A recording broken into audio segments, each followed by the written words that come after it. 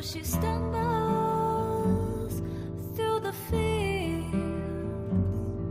She can't see, though she tries.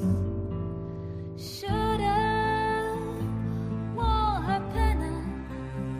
Now she stumbles. Now she cries.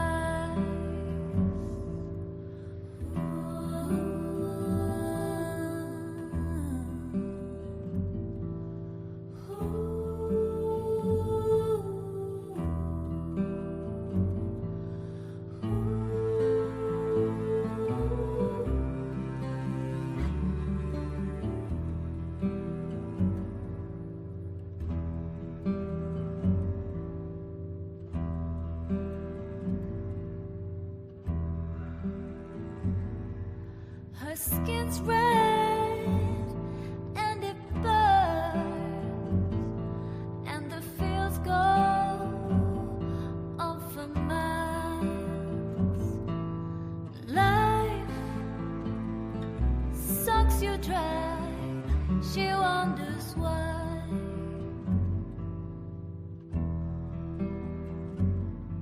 Wonders why.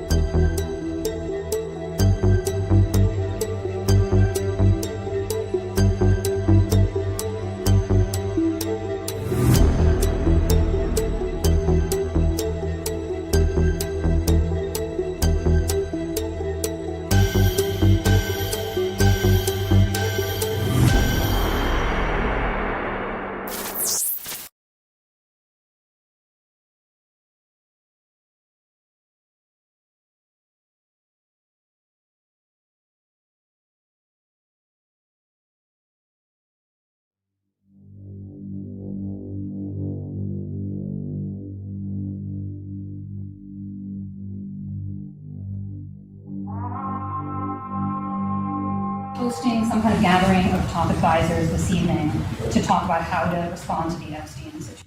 I don't know. I could ask you that question. I don't know of it, but I think here's the man right here.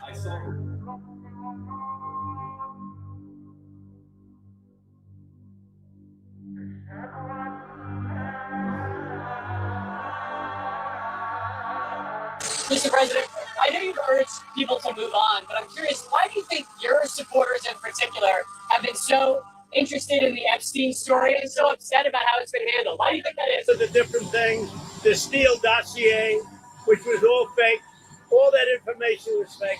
But I don't understand why the Jeffrey Epstein case would be of interest to anybody. It's pretty boring stuff. It's sordid, but it's boring.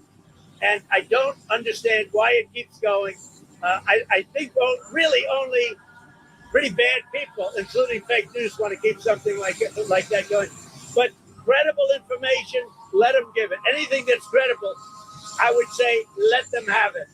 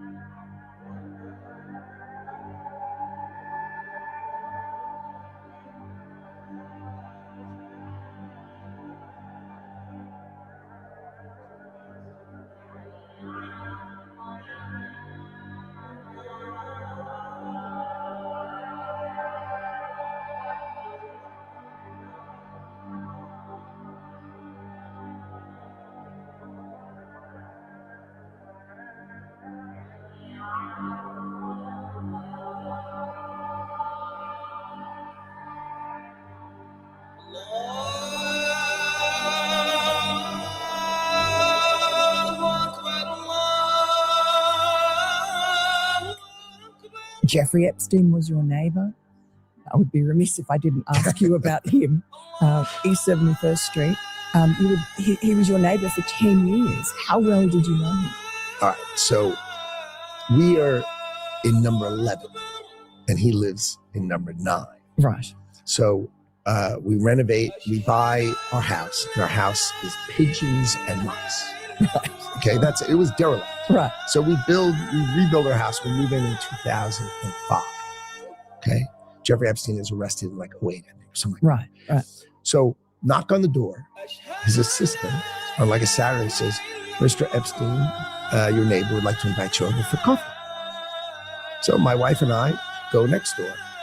We walk 7 steps, Yes. right, to the next house for coffee. We share a wall. Right. Right. So it's in New York City. So he invites us in. We have coffee in this, and he says, "Do you want a tour?" He said, "Great." Interesting. He's got a really big house. Every room you went into? He's got. Well, I'll tell you. So his house is like super big, really wide, and so he gives me a tour in the living room, big living room, and then across from it is double doors. I assume it's the dining room. Yeah. And he opens the door, and there's a massage table in the middle of the room. Ooh. And candles all around and stuff. So I ask very insightful, cutting questions. I say to him, massage table in the middle of your house? How often you have a massage? And he says, every day. And then he gets weirdly close to me. Ooh. And he says, and the right kind of massage. Ooh. Now my wife is standing here. So she looks at me and I look at her and we say, I'm sorry, we have to go. And we left. And in the 6 or 8 steps it takes to get from his house to my house, my wife and I decided that I will never be in the room with that disgusting person ever again. Oh, So yeah. I was never in the room with him socially. for business or for even philanthropy. If that guy was there, I wasn't going because he's gross. And so I look back at it as a gift. Yes. He gave me a gift Yes. of avoid. And Yeah. so, yeah, So that's he my was- story. A one and absolutely done. Why did the Epstein files show you coordinating a meeting and planning a visit with Jeffrey Epstein on his private island in December 2012? Thank you for the question. I'm glad to be here to make it clear that I met Jeffrey Epstein when I moved to a house next door to him in New York, right? And I met him then. Over the next 14 years, I met him 2 other times that I can recall, 2 times.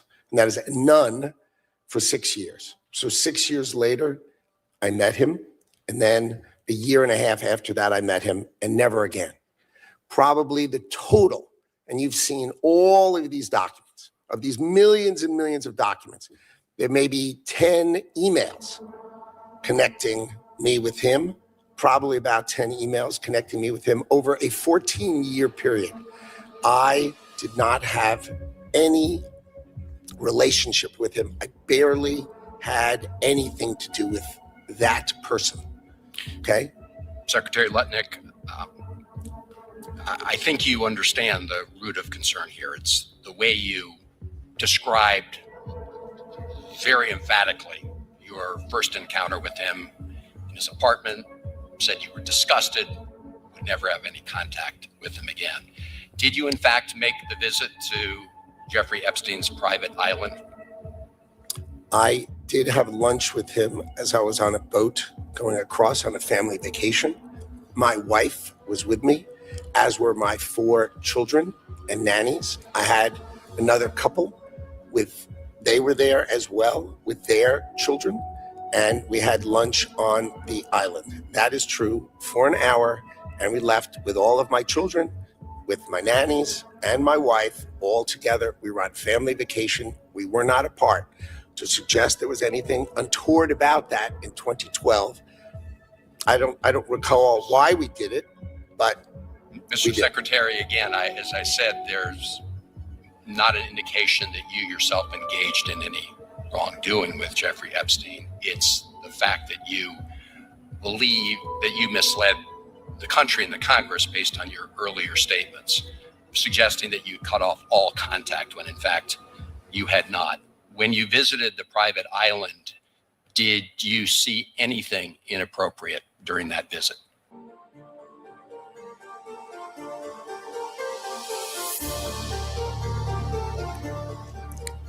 The only thing I saw with my wife and my children and the other couple and their children was staff who worked for Mr. Epstein on that island.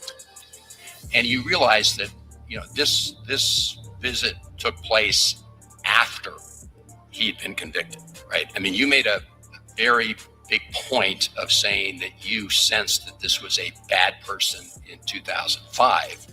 And then, of course, in 2008, he was convicted of soliciting prostitution of a minor. And yet you went and had this trip and other interactions. Did you have a dinner in Epstein's New York City home in 2011? No.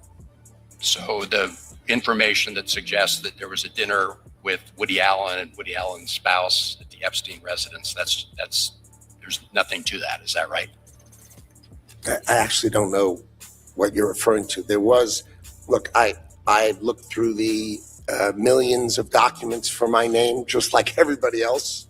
And what I found was there was a document that says that I had a meeting with him in May, I think, for an hour at 5 o'clock. Okay. Not dinner or otherwise, for an hour at 5 o'clock. All right. There's also a reference to the fact that Epstein had expressed an interest in meeting your nanny. Do you know whether Jeffrey Epstein ever met with your nanny? No, I saw that. I had no idea what that was about. It had nothing to do with me. No as far as interaction I at know. all between them. No. as far as I know. No. Would you, Mr. Secretary, be willing to ensure that the file is complete to share with this committee and the Congress your own records, any records you have that relate to Jeffrey Epstein? I will surely talk about that. I hadn't thought about that. I have nothing to hide. Absolutely nothing.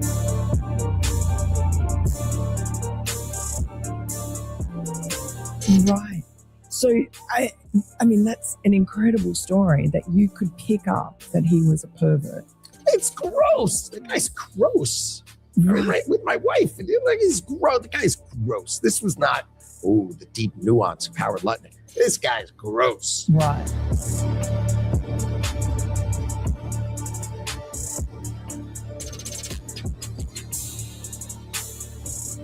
So how come Bill Gates and all these other people could hang around him and not see what you saw? Or did they see it and ignore it? Or no, they participated. Right. That's what his MO was, get a massage. And what happened in that massage room, I assume, was on video. This guy was the greatest blackmailer ever. Blackmailed people. That's how he had money. So what happened to those videos? Why is there now such a dearth of information when, Donald Trump's people are running the FBI and the DOJ? I assume way back when, they traded those videos in exchange for him getting that 18-month sentence, which allowed him to have visits and be out of jail. I mean, he's a serial sex offender. How could he get 18 months and be able to go to his office during the day and have visitors and stuff? It must have been a trade. So my assumption, I have no knowledge, but my assumption is there was a trade for the videos because there were people on those videos.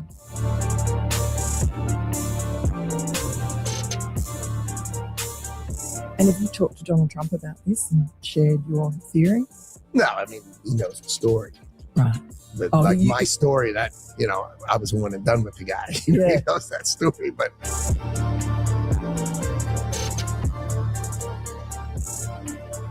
That's it. He would have been interested in that story. Yeah, but I don't know. It's just a story. It's just a one and done. That guy. Ugh. And did Trump feel the same way about him? I don't speak to him about these kind of... These are just distractions. Right. The thing about the president is I'm doing the most important thing that I see. And then right after we do that, he does 10 other things that are as, if not more important, that are not my thing. Right. And you're like, wow. And he is great at it. And sometimes he lets me stay. So he lets me stay for the Joint Chiefs of Staff come in. Right. I'm like, this is like the coolest thing ever.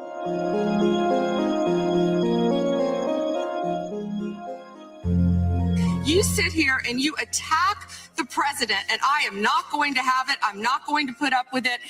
All they want to do, all the American people need to know this. They are talking about Epstein today. This has been around since the Obama administration.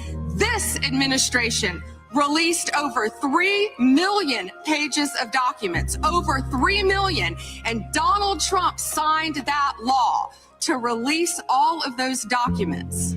He is the most transparent president in the nation's history. And none of them asked Merrick Garland over the last 4 years one word about Jeffrey Epstein. How ironic is that? You know why? Because Donald Trump, the Dow right now is over. The Dow is over $50,000. I don't know why you're laughing. You're a great stock trader, as I hear, Raskin. The Dow is over 50,000 right now. The S&P at almost 7,000. And the NASDAQ smashing records. Americans' 401ks and retirement savings are booming. That's what we should be talking about. We should be talking about making Americans safe. We should be talking about, what does a Dow have to do with anything? That's what they just asked.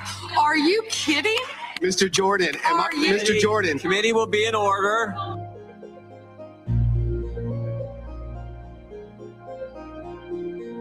Secretary Lutnick today was testifying on the Hill. He said that he had visited Epstein's Island in 2012 with his wife and children, and that's after he said that he had cut ties with Epstein. And Justice Department documents show that he was in contact with Epstein through 2018 over messages. So does the White House stand behind Secretary Lutnick right now, or given what he has said today, has there been any shift in how the White House is viewing Secretary Lutnick's performance? No, Secretary Lutnick remains a very important member of President Trump's team, and the president fully supports the secretary.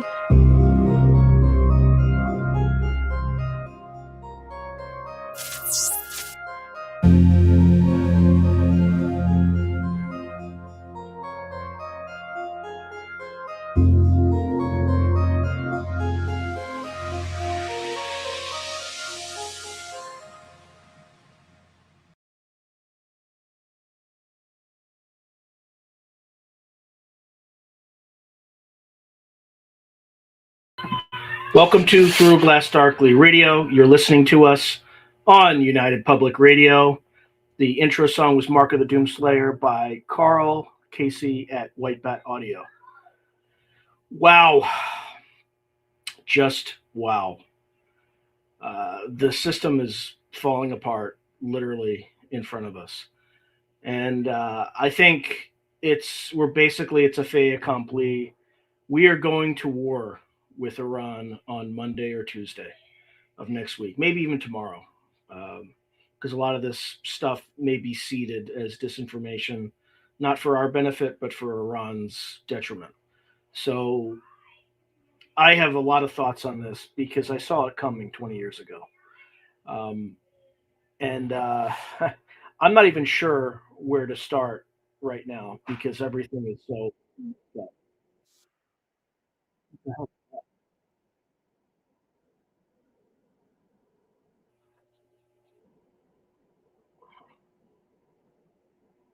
Can everybody hear that?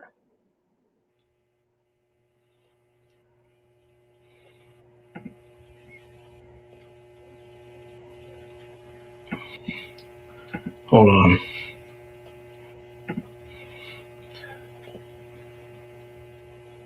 I just had Twitter just deciding to play something in the background. Hopefully none of you heard that, but it was rather annoying. All right, so I'm going to go through some comment. Oh, you heard the noise?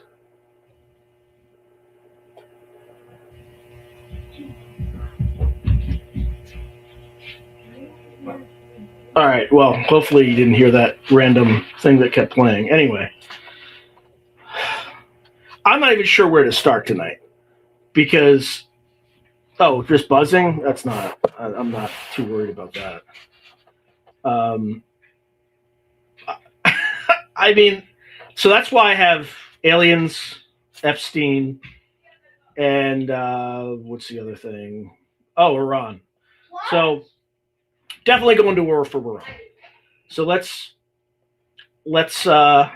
go through some of the data points for that one because there are plenty. So let's start with the first one. Just bear with me. I gotta. Oh, man. I got stuff all over the place right now, and I'm like an old man here trying to figure it out. No, I don't like that one either. And not that one either. There we go. All right. And I'm going to share my screen. Boom. Turn on the sound. And I think this came out today. And this is from the Julian Dory show from our friend, although he doesn't know me, John Kiriakou. So let's check this out. I have a friend, former CIA officer, who was at the White House this morning talking to his friends. And he says that a decision has been made to attack Iran on Monday or Tuesday. The president yesterday gave the Iranians 10 days to accept our proposals for an end to their ballistic missile program, an end to their uranium enrichment program, an end to supporting groups in the Middle East like Hamas and Hezbollah and the Houthis. But he's done this before. Well, he'll give you 10 days, he'll give you 2 weeks, and then he'll just attack 2 days into it. He thinks that keeps people off balance. And so he said that there are battle lines, that the anti-war forces are J.D. Vance and Tulsi Gabbard. He said that that's it. He said the pro-war people are led by Marco Rubio and include Pete Hegseth and now the Joint Chiefs of Staff. And I stopped him on that point this morning. And I said, wait a minute. I said, during the Iraq War, at the start of the Iraq War, the most stridently anti-war component was the Joint Chiefs of Staff. They were always the last ones that wanted to attack because they know what war is. And he said, but you forget, Trump has replaced all of the Joint Chiefs this year, in the past 12 months, which I had forgotten. Any of these 4-star generals who, had worked their way up through the ranks, but had served under Biden, he fired all of them. All of them. And he promoted people that he knew would be politically loyal. Do you think this is to distract from the current scandal? Probably in part, yeah. How about them saying they're going to release the UFO files last night, which I've wanted released forever. But I know, right? Timing. I mean, we've been talking about this for years. The timing. Yeah.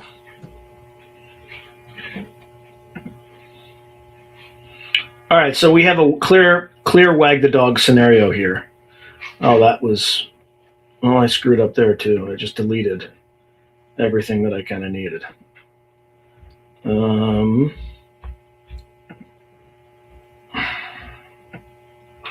Just bear with me. There is a way for me to unfuck myself here.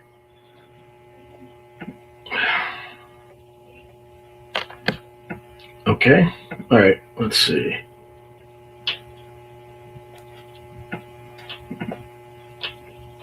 All right. Got it. Unreal. Okay.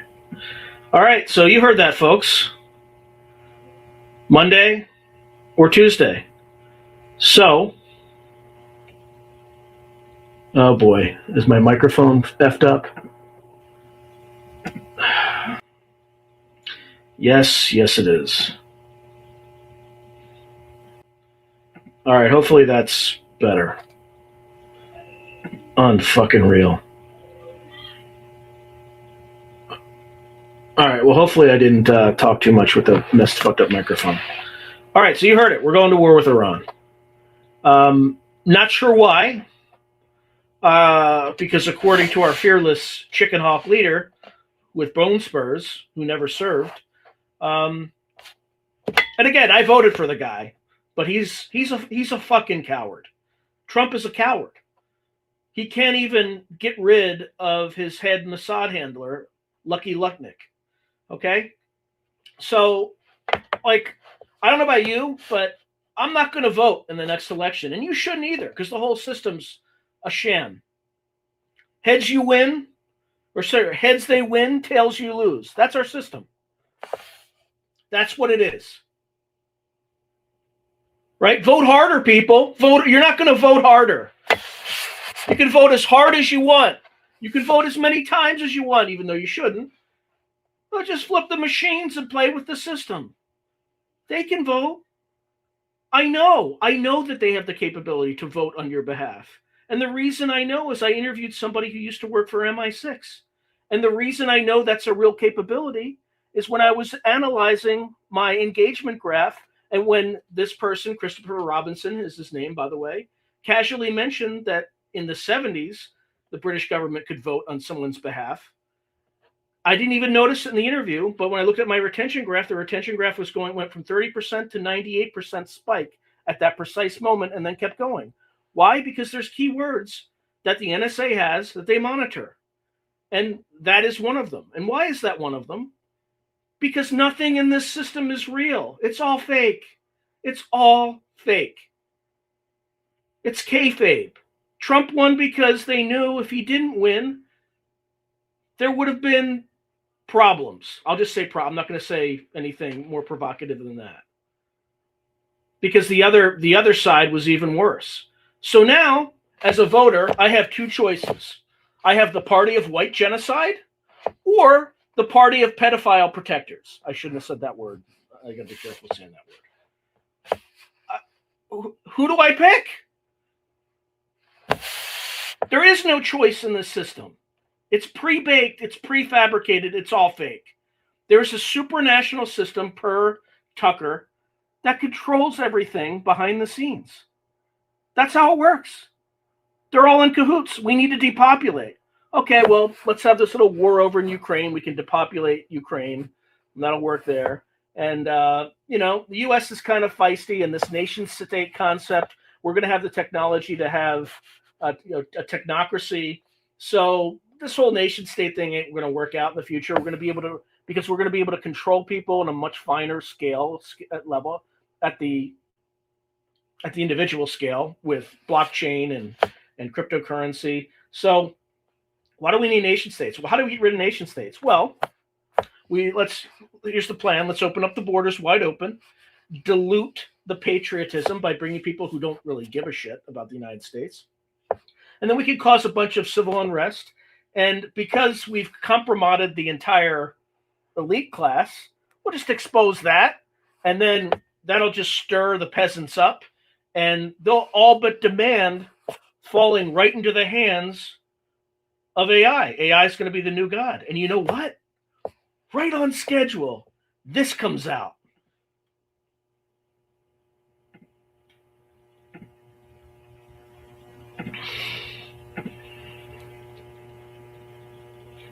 Just give me a second.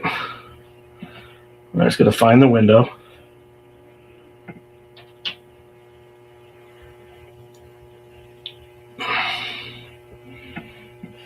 I'm like old man slow today, so just forgive me. Klaus Schwab, you're up. So I'm going to read this in the voice of Klaus Schwab. So just in time, faith in institutions is at an all-time low and continues to go lower. We're demanding justice. We're not getting justice.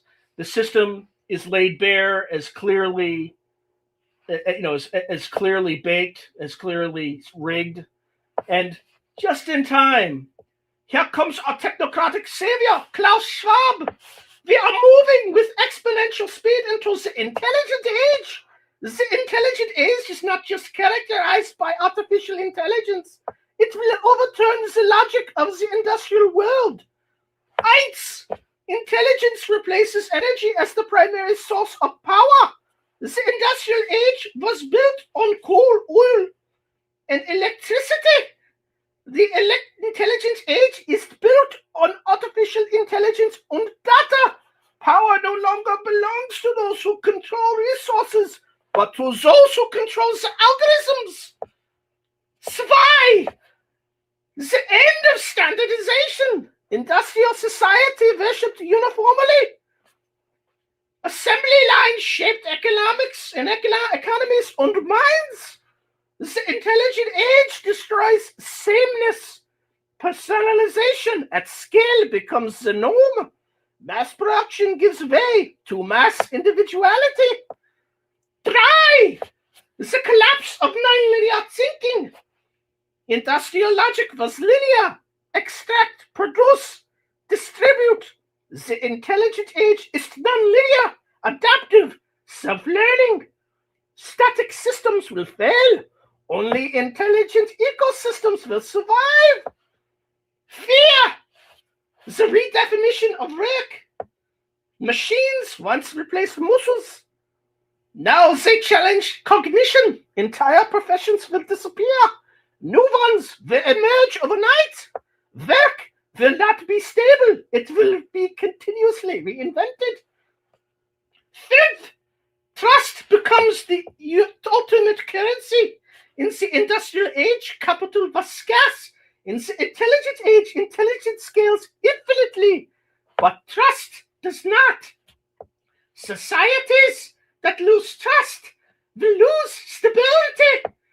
What are we losing right now, folks? Whoa, if you think this is a coincidence that this thing it just came out, I got a bridge I want to say you, believe me. Sex! Sovereignty is transformed. Industrial power strengthens nation states. Intelligent systems ignore borders. Cybersecurity, AI, quantum networks operate globally. Governance must evolve or become irrelevant. You notice that? Governance must evolve or become irrelevant. Sieben! Hierarchies will be challenged. Industrial institutions, centralized authority. The intelligent age distributes influence through platforms and networks. Leadership without legitimacy will collapse. Where does leadership appear to be without legitimacy, folks? Let's look at the UK. The UK is jailing people for social media violations, and they're letting their... meanwhile, there's Muslims that are raping their children. And they're just fine. Everything's fine. The United States, we have a literal satanic pedophiles PDF files. Oh my God, this thing is so getting banned. Ring in the United States, and the guy who was like living next door to the guy who who was never late to work for 5 years, and suddenly on 9/11 doesn't show up, and suddenly he's lying to your faces like with such grandiosity that it's just the theater of the absurd. And does our leadership have legitimacy anymore? Right? You see, this is all planned at levels, at echelons above reality. Quite literally, maybe. Okay? All right, let's keep going. Education that becomes permanent infrastructure. The industrial model educated once for a lifetime of work. The intelligent age requires lifelong reskilling. Learning becomes the backbone of economic survival. 9. GDP is no longer enough. Industrial success was measured in output. The intelligent age will measure resilience, adaptability, sustainability, and collective intelligence. Growth without systemic intelligence becomes fragility. Sane! The ultimate shift from external expansion to inner evolution.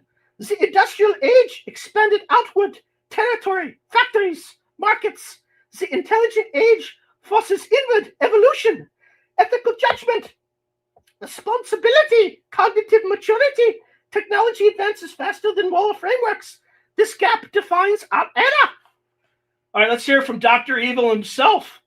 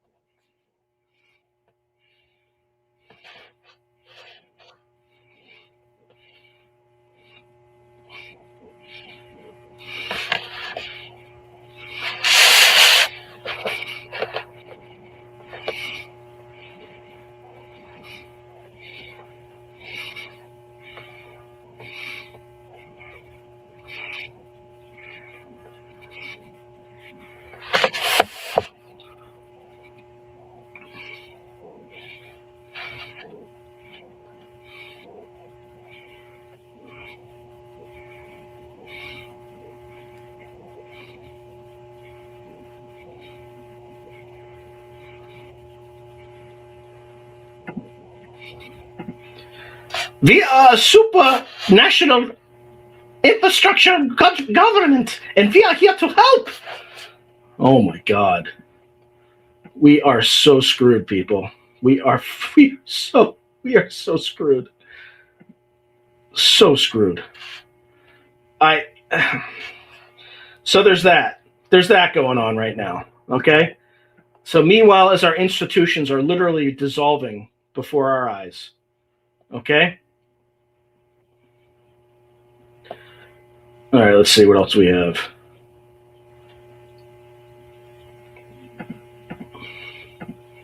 I'm a little excited, so obviously I'm not God, I don't even know where to begin. Of course, everything that I had teed up in the Justice Department files was. All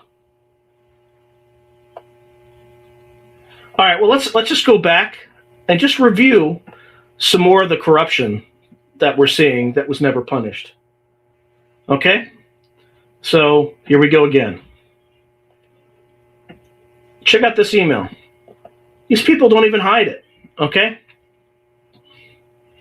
All right. So Masha Drakova writes, this is writing to Jeffrey Epstein. Katya has a law firm, corporate law. She also understands blockchain regulations and ecosystem well. You could do this in a Russian accent. You can tell because there's like no articles in it. Alicia is film director. She's working on human rights VR movie. Alexandra is an actress and art expert. Has business ideas. All of them are smart. High energy and great. That's a terrible Russian accent. I'm sorry. So this is what Jeffrey, brother Jeffrey writes.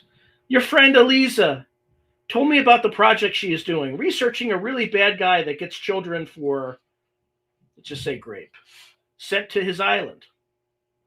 She almost fainted when I told her that person is me. I mean, you can't make this shit up. Unreal. All right, let's see the next magical thing I'm going to get. Okay. And this is Jeffrey Epstein writing to Peter Thiel. As you probably know, I represent the Rothschilds. I was hoping to figure out a way for the bank that has $160 billion in management can do something in tech. Best client list in the world, prehistoric products. It can wait. Good luck in China. I'll be in Europe again, 20 to 28. Then island. So if you want to come around the world going west, come to the island. Or if you'd like to meet in Saudi at the end of the month, ? Okay? So he represents the Rothschilds. It's kind of, global banking family, had the British Empire over a barrel with the financing of the Suez Canal, all the usual stuff. Okay? All righty then. Let's move along to the next one. All right, we'll get to that a little bit later. Let me see if there's anything. And another interesting one. All right, I don't know. I want to be careful with this because I can't verify these statistics, but I wouldn't be surprised. Okay, and this could also be disinformation. I don't know. But given how scuzzy this particular individual is, I give it less than 50% chance of being not real. All right, so all Cantor Fitzgerald employees, odds of surviving 9/11, 31.5%. Cantor Fitzgerald employees who participated in the 1998 economic security war game with the U.S. Navy, 100%. And that's just the tip of the iceberg. Cantor Fitzgerald workers who participated in this war game, former Navy 4-star Admiral William Bud Flanagan, Senior Managing Director. He, of course, survived 9/11 due to being late for work. And then, of course, Lucky Lucknick is back. This guy's so lucky. What a charmed life this man leads. CEO, survived 9/11 due to being late to work to take his son to kindergarten. For the first time in like 5 years, but who minor detail. Kent Kurosin, Managing Director, survived 9/11 due to being late to work to vote in the New York primary election. Phil Ginsburg, Chief Economist, survived 9/11, reason unknown. Lisa Schwartzman, survived 9/11, reason unknown. See source document in the next post. Look, this is so on the nose. It's hard for me to believe this is real. So again, I want to maintain that critical thing, but really? They have the exercise thing and there's like the Twin Towers on it?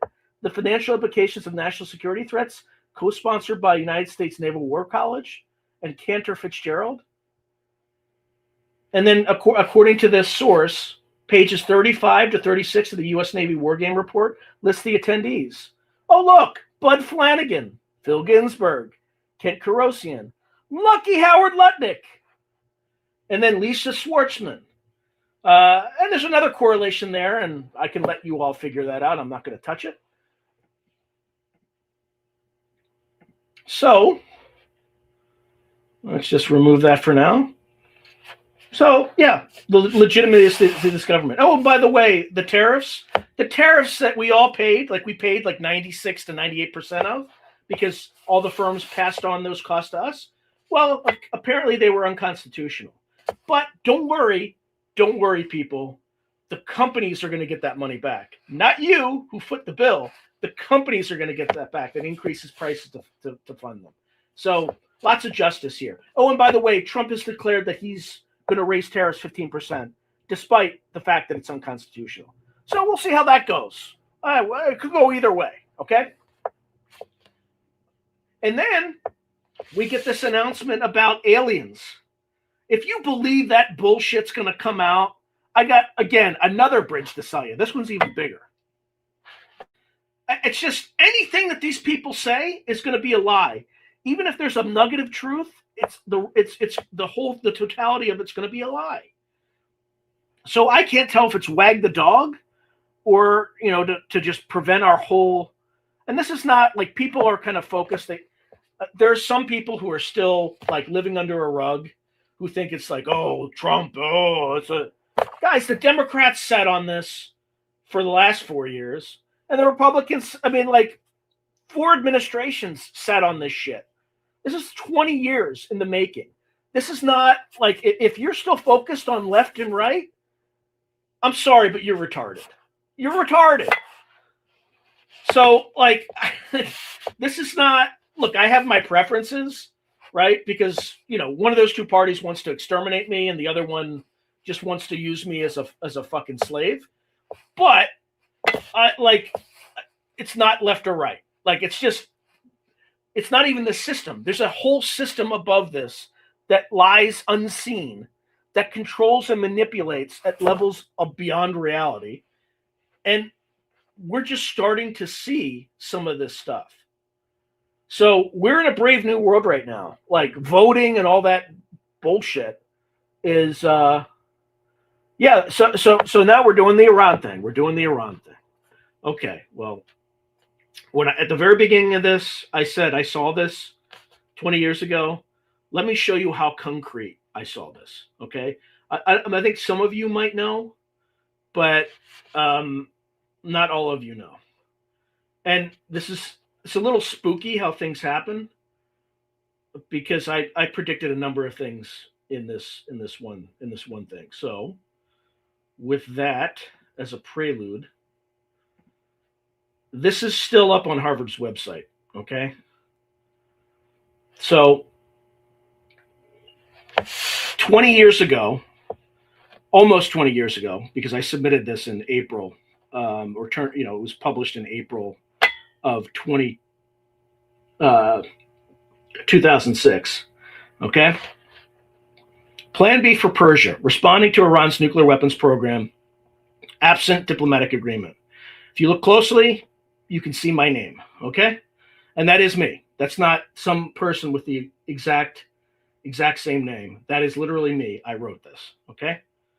So I'll just download it. Let me see how it looks for you. So I'll zoom in a little bit. Not only did I write this paper was all about eliminating Iran's nuclear weapons program, okay? That's what this whole thing was about. Plan B. Plan A was diplomacy. Okay. Notice the cover. You see my name.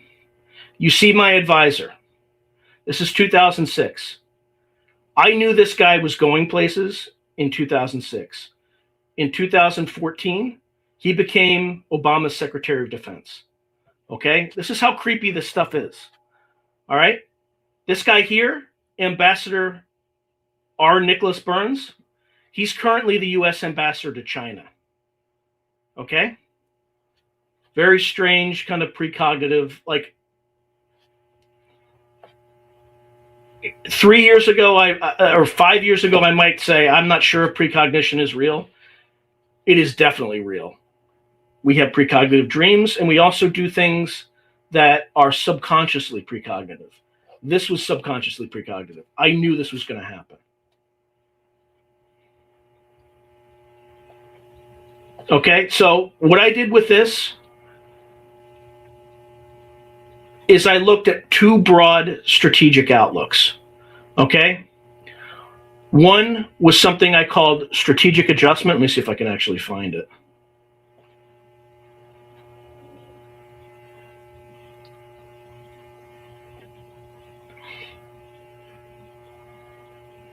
So there's the coercive option. That's basically preventing the Iranians from getting a nuke. And then there's the second option, U.S. strategic adjustment, learning to live with a nuclear-armed Iran. Like, how would you engage in containment? Okay? And let's see, who else? And there should be a number of names that I spoke to.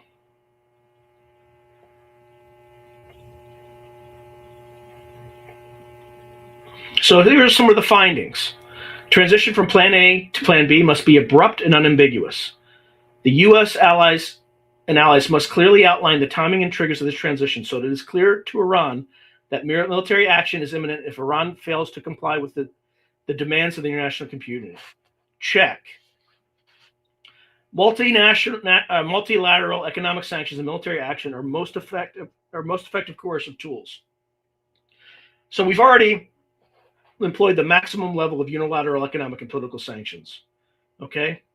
And there was little leverage left to exploit. And that's 20 years ago, people. However, the EU still consists of a significant portion of Iran's imports that can be used as leverage to pressure Iran. This time around, we're skipping this step. We're going straight to the bombing, which is, again, retarded, from a Massachusetts accent, retarded. Military action against Iran will have severe impact on the global economy. If we start bombing on Monday or Tuesday, as he's talking about, you're going to lose a ton of money. We ain't going to have no Dow 50,000. That thing's going to sink like a rock in, I don't know, I can't think of a good analogy. And the reason is this. Iran's immediate reaction to any bombing is going to be to mine the Strait of Hormuz. Okay? And I haven't looked at the most recent numbers, but a huge percentage of global oil passes through those straits. Even though we have our own domestic sources of oil, oil is a global product. It is priced at a global level. So what's going to happen is you're going to have a supply shock to oil. Oil prices are going to go through the roof. Oil is a key feedstock in everything that we do. It's basically roughly around a third of every dollar is tied to the price of oil because you have to move transportation around the world.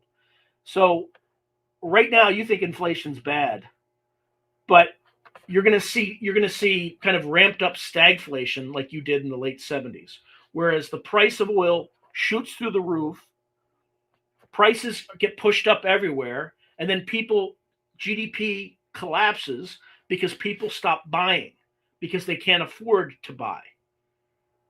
And people stop shipping or ship less because they can't afford to ship without losing their shirts because things are so, I mean, I can't comprehend how whoever the retard is at the Pentagon or whoever is in charge of this little operation is a moron. And look, I'm not just some guy on the internet.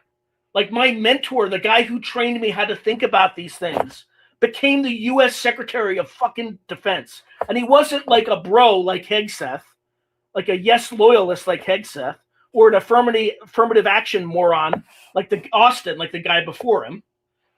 This guy was a Rhodes Scholar. He had a PhD in physics from Oxford. His thesis was on electrochromodynamics or chromodynamics. And he basically proved that reality can run backwards from a subatomic particle level, that it can run forwards. The guy was responsible for dismantling all the Soviet loose nukes after the end of the Cold War as part of the Nunn-Lugar program. He was a serious fucking person. The people we have in charge are not serious fucking people. Okay? Like, I don't even know. I step back from a strategic level and I ask myself, what are the vital U.S. national interests that we would achieve by bombing Iran? Well, because of Trump, we're self-sufficient with our oil reserves, so we don't really need to do that. The mullahs have killed a bunch of people, so we're going to bomb them. But why would we bomb them if I thought Trump said that we destroyed their nuclear program?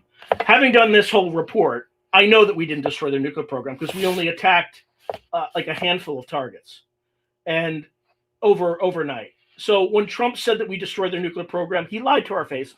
Like, I'm certain of that because I know there are hundreds of targets that you have to go after.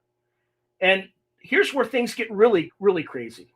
So after I did this report back in April of 2006, Dr. Carter decided to have a session to discuss this very problem, leveraging this report and others. And he had me go down, like, come up with a list of people to invite to this offsite that we had in Washington, D.C. So we went down to Washington, D.C., met in the Willard Hotel, which is kind of outside the White House. And again, I'm like 29 years old, something like that, really, really young. And I'm just there as a fly on the wall. And we're talking about some of these options. And there's this guy, his name, and I remember him. I never remember his name, but now I do. This guy is a nuclear weapons inspector. His name was David Kay. He wasn't on the list of invitees, but he was there, which is kind of curious. And we were talking about various options for preventing Iran from getting a nuclear program. And there were kind of three options that I looked at, three realistic options. The first was a strategic, or was a surgical strike, right? Which you quickly rule out because Iran's nuclear program is so distributed throughout the country and buried so deeply that there's not a one and done. There's not a single target that you can take out that would stop and prevent its entire nuclear fuel cycle. You just can't do that.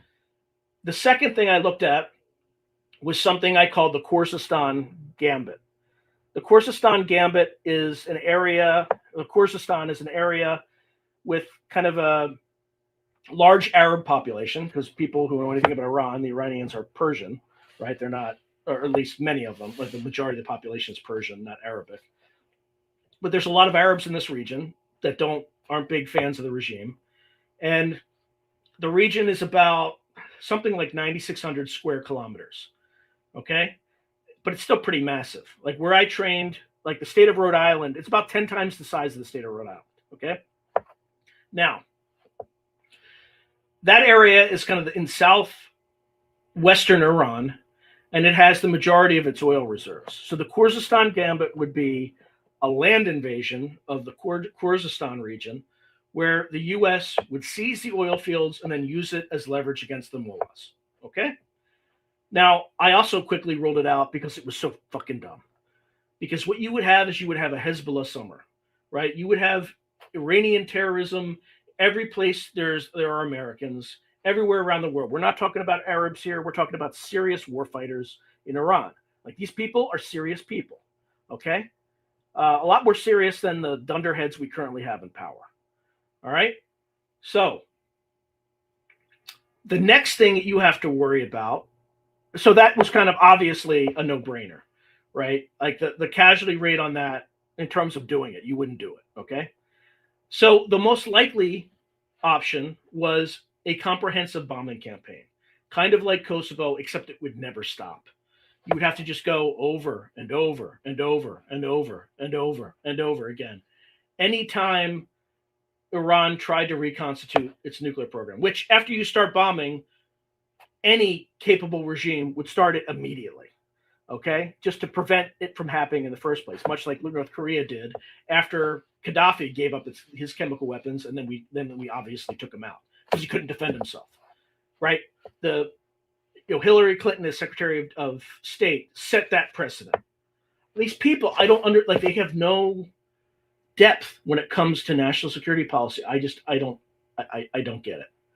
Anyway, so we started talking about a comprehensive bombing campaign. So when we start talking about it in the room, not we, I'm not talking, I'm just listening, I'm observing. And there's people in the room, like Ash Carter himself, Secretary of Defense William Perry, retired, was there in the room. I think like former Army Chief of Staff Shali Kashvili was on the phone listening in. And then, kind of the neocon Bill Kristol, who was very kind and nice to me. I don't agree with the guy, but if there's one thing I remember, he was very kind to me. He was one of the few people who came up and like introduced himself. He was very kind to me. But regardless, and there were a lot of other Iran experts like Vali Nasser and a few other people. If you look them up, you can kind of figure it out. So anyway, this guy, David Kay, who is, again, a UN weapons inspector. We're talking about bombing Iran's facilities and how it would be done and why it would have to be done continuously. And out of the blue, he says, well, if we're going to bomb them, we should bomb them during the day. And anybody who has military, like an ounce of military experience, kind of just looked at him like, are you out of your mind? We own the night. We attack during the night. We don't attack during the day. So Ash Carter, while being gracious, is a very smart man, as I established, said, more of a curious question, trying to hold back to like, are you an idiot? Basically said, just curious, why would you bomb during the day? Without missing a beat, David Kay said, to kill their scientists. And as you think about it, that kind of slows down this comprehensive bombing over and over and over again, because if you kill their scientists, the program becomes much harder to reconstitute. Sure enough, roughly 2 years later, maybe 2008, it could be anywhere from 2008 to 2012, I'd have to check the numbers, there were reports of men on motorcycles with sticky bombs that would just show up next to a civilian nuclear scientist, by the way, put the sticky bomb on their car and just drive away, and they would just kill Iranian scientists. So I got to see how some of this stuff works behind the scenes, where just someone floats an idea, and 2 years later, that thought becomes a thing. Okay? So I feel like this whole thing, you're going to see how this thing emerges over time. The other thing that I was blinded to at the time, the whole point of this policy was to prevent a nuclear proliferation spiral in the Middle East, right? You don't want people that close to each other, or nations that close to each other, that hate each other that much, on a hair trigger where once something's launched, it's almost instantaneous, like it's over, okay? So at the time, I wanted to prevent Iran from getting a nuclear weapon, because if Iran got a nuclear weapon, then Saudi would want a nuclear weapon. If Saudi got a nuclear weapon, then Turkey and Syria would want nuclear weapons, and Jordan would want, and you have a proliferation spiral. The one thing that I was so blind to, and that I'm only starting to see that nobody's talking about right now, if you truly wanted to prevent the proliferation of nuclear weapons in the region, there's only one place to start. Can you all guess what that is? Well, I'll tell you. Israel. If Israel were to dismantle its nuclear weapons, there would be no proliferation spiral problem. But we never talk about that. Why? Why don't we ever talk about that? Have you ever asked yourself that question? I was at Harvard, and I didn't even think to ask myself that question. And I was stupid for not asking myself that question. Instead, I'm picking on this other country that, look, they're not good guys. They're not our friends either. But we'll get to that a little bit later. But at the time, too, we also weren't energy dependent. We weren't energy independent, right? we still depended a great deal on making sure that that oil flowed. Okay? So this is another important point. I didn't have a mad dog strategy of regime change with regard to Iran. Because if your sole focus is non-proliferation, you have to focus solely on Iranian nuclear programs. And the reason is, when you make it about regime survival, you give people an incentive to survive and to burn the bridges behind them. I knew that when I was wet behind the ears 20 years ago. These clowns, that's their primary aim. And they think they're going to do it from the air. Haven't they learned anything? Were the Germans able to conquer Britain and force regime change during the Battle of Britain?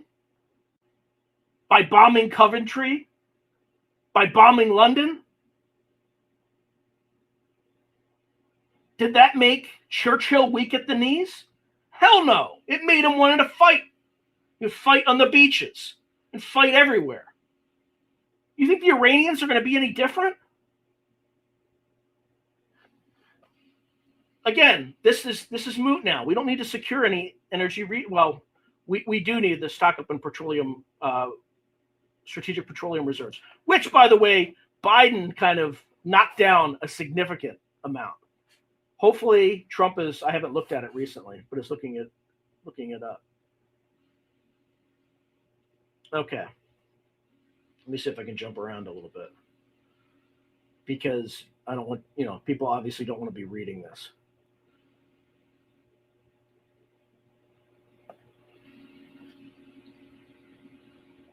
All right, and this just looks at like Iranian foreign policy. It looks at coercive options. So I looked at Osirik, the Israeli bombing of Osirik in Iraq, because the Israelis took out the nuclear reactor in Iraq in the early 80s.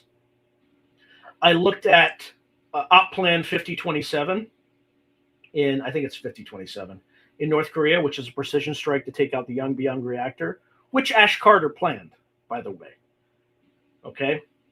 Then I looked at the comprehensive bombing campaign in Kosovo.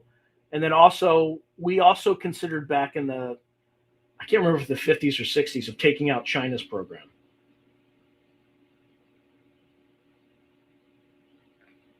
So what we ended up doing was just strategically adjust. It was in the early 60s. Okay. But we decided that probably wasn't a good idea. Okay. Let's see. I'm trying to get through this. I'm trying to make this entertaining. Please forgive me if this is getting really boring. So again, the other thing is we didn't want Israel involved in this thing, because it would have complicated the whole picture, right?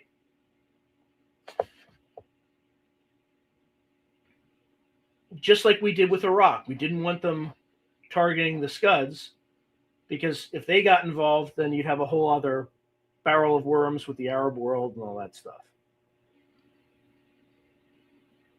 Okay. All right, and then these are just like sanctions and stuff like that. I recommend these back in 2006, and the Bush administration actually started implementing them. It's pretty freaky to watch that happen in real time. And then, of course, I looked at the financials,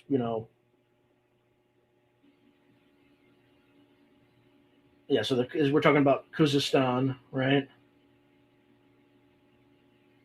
But they'd have to hold territory indefinitely against suicide bombers and all sorts of crazy things, okay?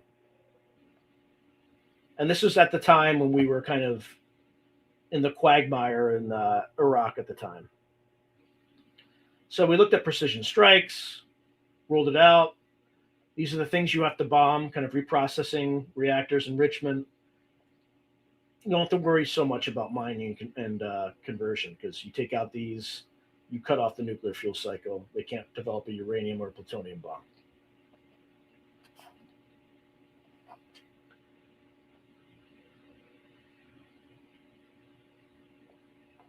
All right. I looked at the top suppliers for different categories of imports, because those are the people you want to put sanctions against the Iranians to crush them. Okay.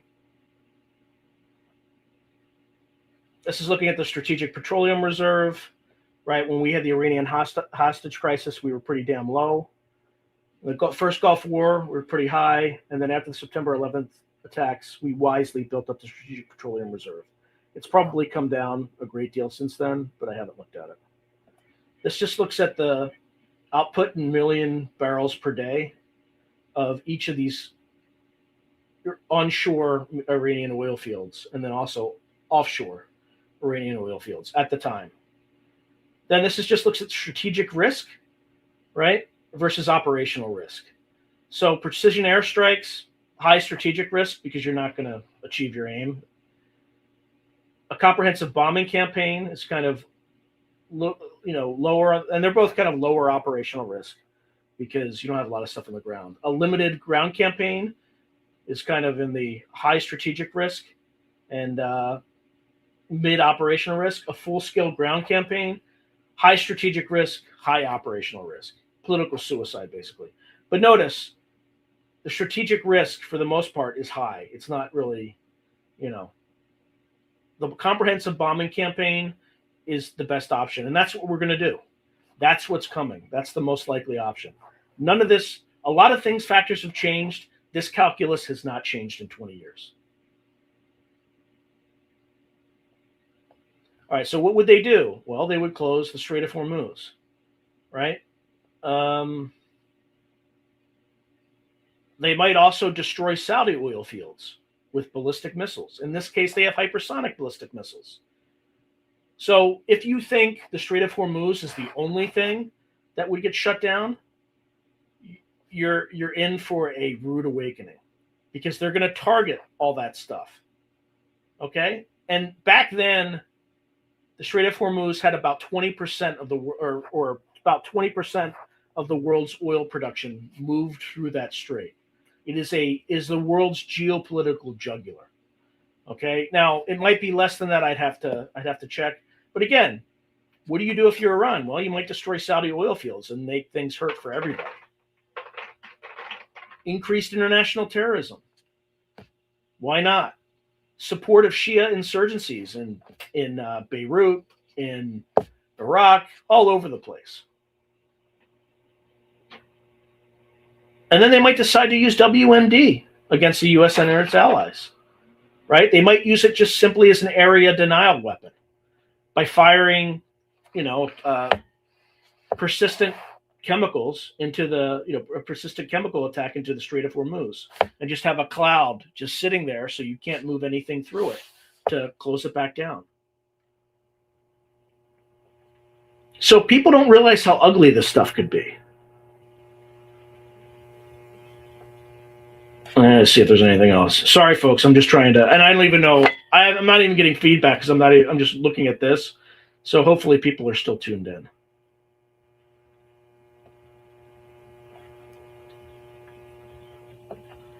All right.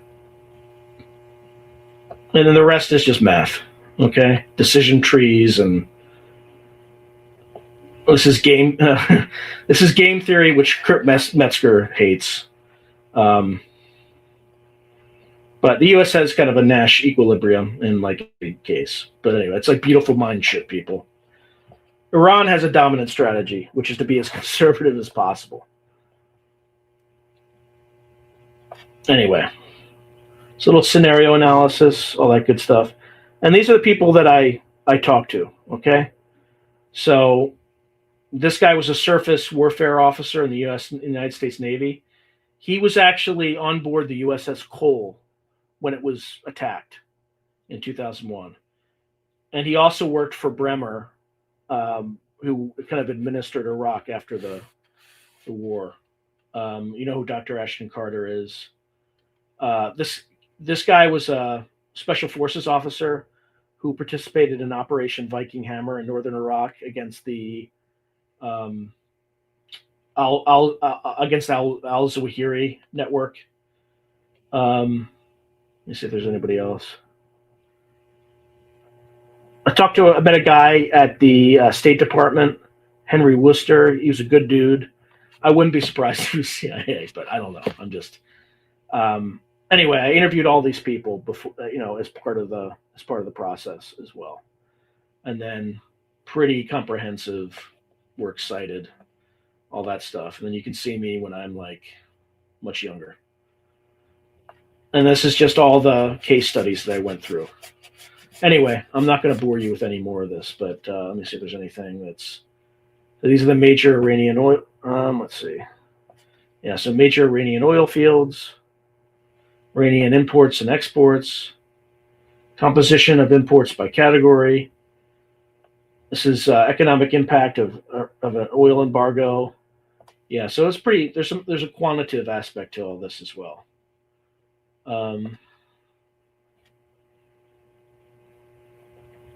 Decision trees. Good Lord. Anyway, that's it. That's all. For at least that piece. All right, I'm going to go now to the comments because I have no idea what the audience is talking about. Where are we? I'm like way, way, way, way behind on comments, people. All right.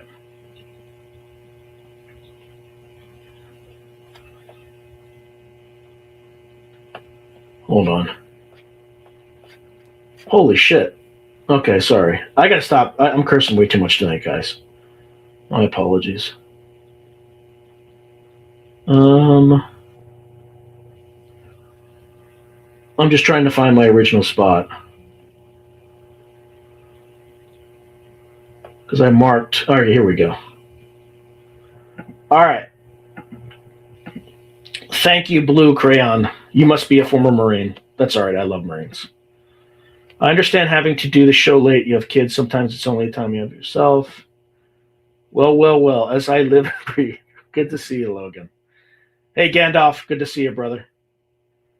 Do we have... Maggie Smith says, do we have two warring cabal? No. There's only one cabal. Or cabal. Cabal, sorry. And it is above governments. All right, so Fast Mama Jump said, Chris Bledsoe said in his last interview, the evil forces are doing child traffic. Well, duh. Yeah. Lutnick, yes. Lutnick every week until Lutnick is no longer the Commerce Secretary.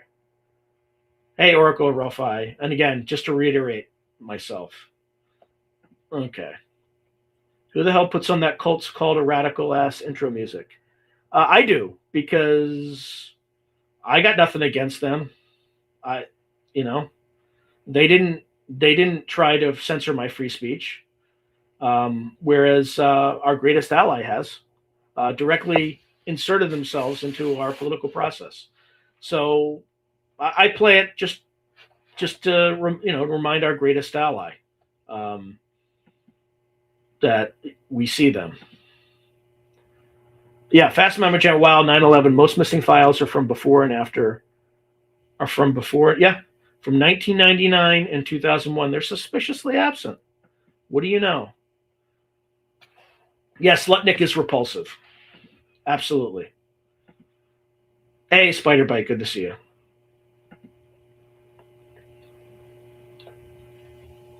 I'm going to play that every week. You're going to have to get used to it, Iliad. Because we have all been brainwashed to hate that religion. And look, I don't think it's a good religion, but I think we fought a lot of wars that we didn't have to fight because we've been brainwashed about it. So I play it because it sounds dark, to be honest with you. That's why I really play it. But if it upsets people, then I'm fine with that. Lots of these celebs, yeah, I know. Lutnick is absolutely a liar. Scott Ian, yep, hello, brother. By the way, YouTube rejected my comment the first time. It said, YouTube rejected your comment. This usually means they think it's spam. Try changing it a bit. I literally just wrote, I do it to trigger our quote-unquote greatest ally. Apparently, those are triggering words now. Isn't that interesting?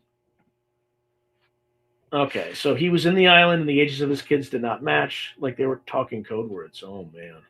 Yeah, did you see the eyes wide shut mask of Letnick that they found at the island?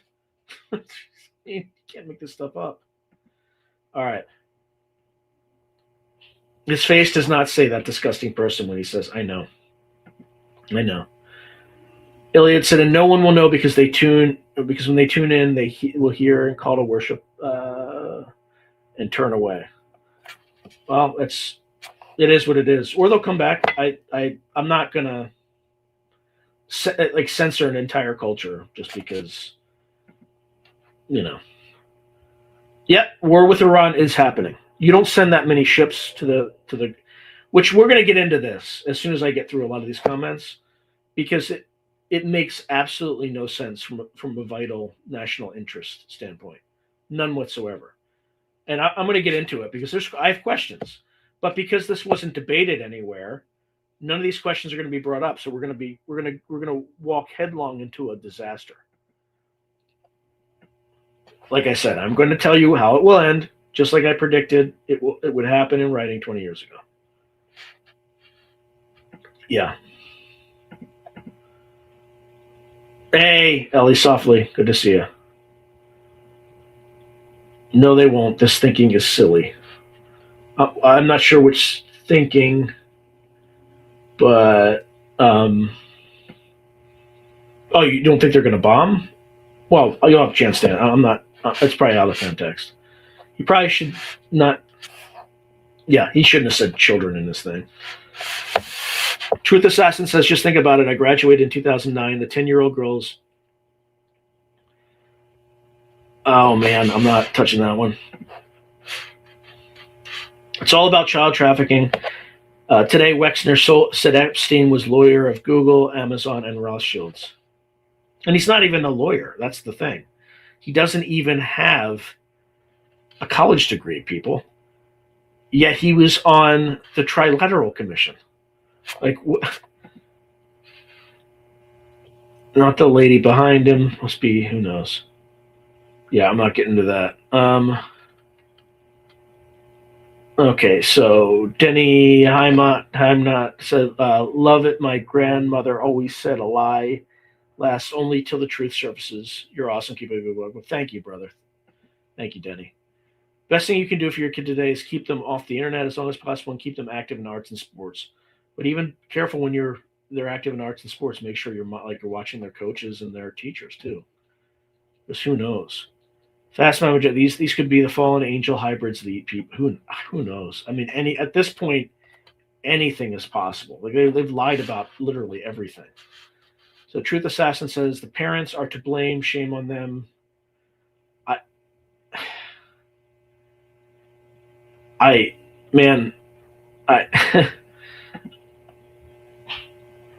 There's nothing. If there is a network that is more powerful than your government, that operates in the shadows, if they want your kid, they'll take your kid, and there's literally nothing you can do about it. That's why people are upset. That's why people are angry. It's not the parents' fault. Okay, so Spiritual Ascension said we need to distract these. I'm not saying that word. By the way, it ends in eem, because that's the singular, that word. So, all right. Maggie Smith says not a Rich Hoagland fan, but he always said the lie is different on every level. Yeah, I'm beginning to see that too. So why are guys bad for looking? Truth Assassin, you shouldn't be looking at underage. You shouldn't be looking at children in that way at all, ever. I don't understand your question. I hope I'm misinterpreting your question. Like that's a moral absolute. Like it's just not. It's not okay. No, there's definitely a link between UFO and Epstein files, and it's right now the most obvious thing is in the gravity research stuff. Okay, yeah, the psychopathic cabal. are from demonic bloodlines. They ain't like us. This war that is coming. Well, I guess I didn't predict it because it didn't happen yet, but it's going to happen. It's going to happen next week. It's going to start next week. So, and we're all going to lose. Like, if you have any money in retirement, something like that, you're going to, hopefully temporarily, but you're going to lose a lot of money next week in the stock market. Okay.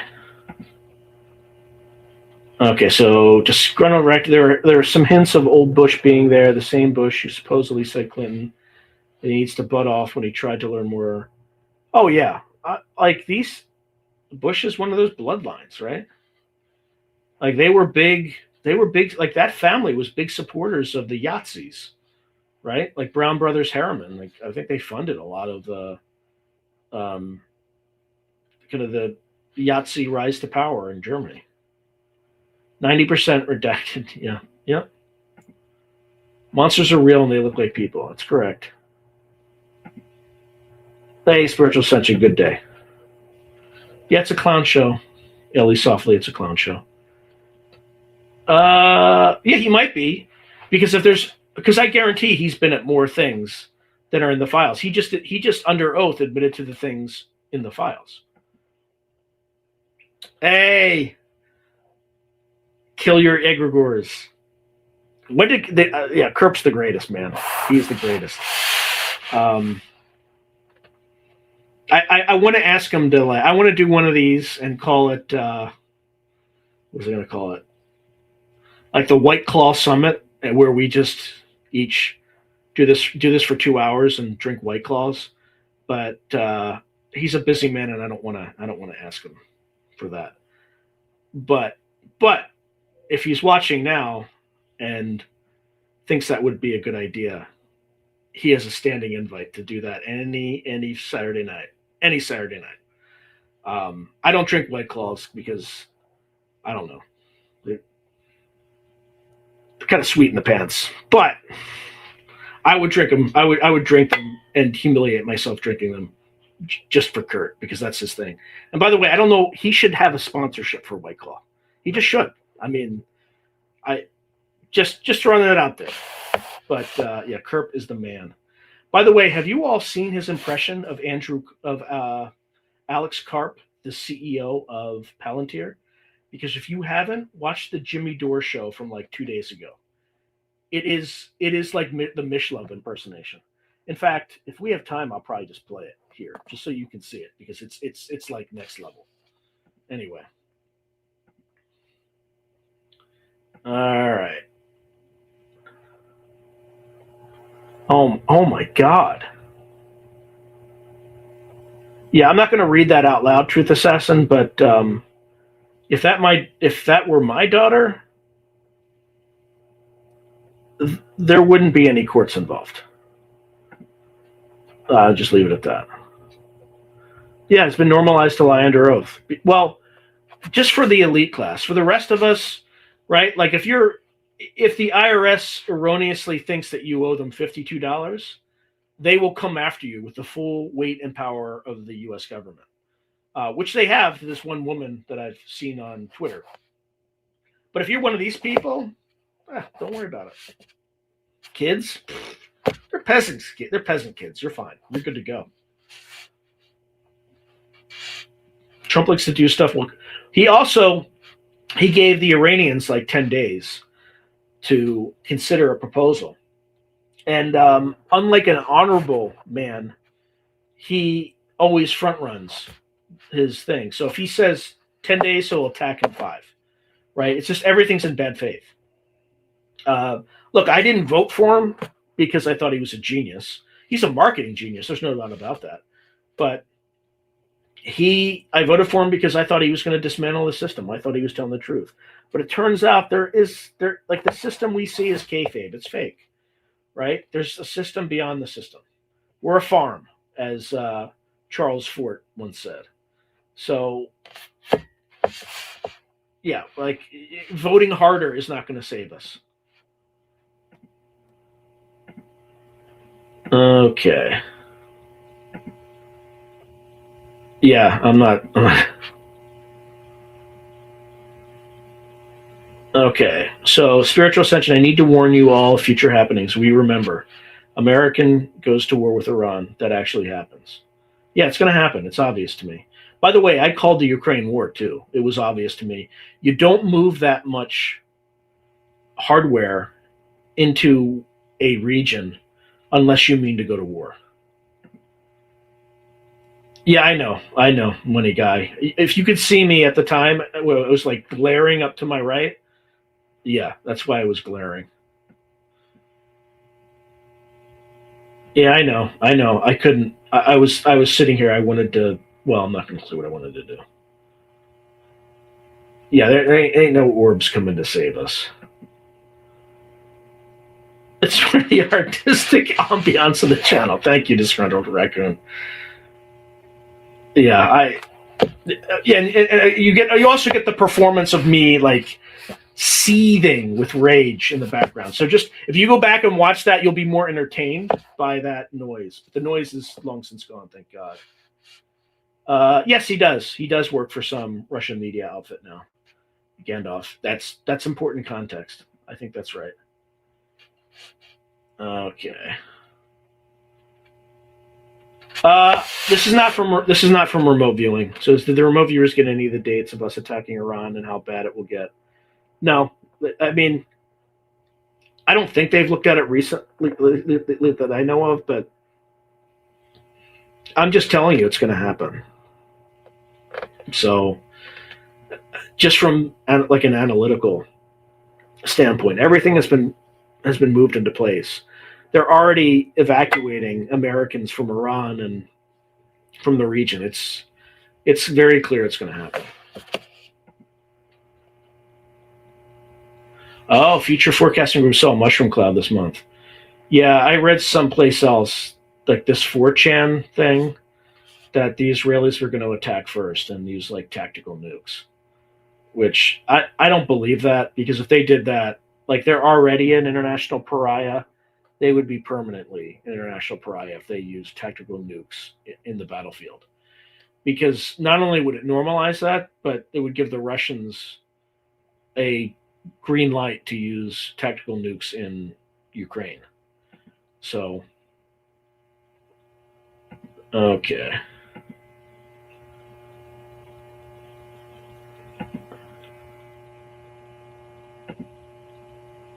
Yeah. Yep, Iran Monday or Tuesday. Hey, thank you, Harry, again. I really appreciate that. Twice in one live stream. Thank you so much. I really, really do appreciate that. Disgruntled raccoon. You didn't vote hard enough. Vote harder. Vote harder. Kim Iverson will have a show about sudden cancer cures after the Epstein files. I just looked up cancer cured. Spanish scientists have found a cure for cancer. Yeah, except a cure that makes you sicker, probably. Iran won't go to Rothschild banking system. They're going to get attacked. Yeah.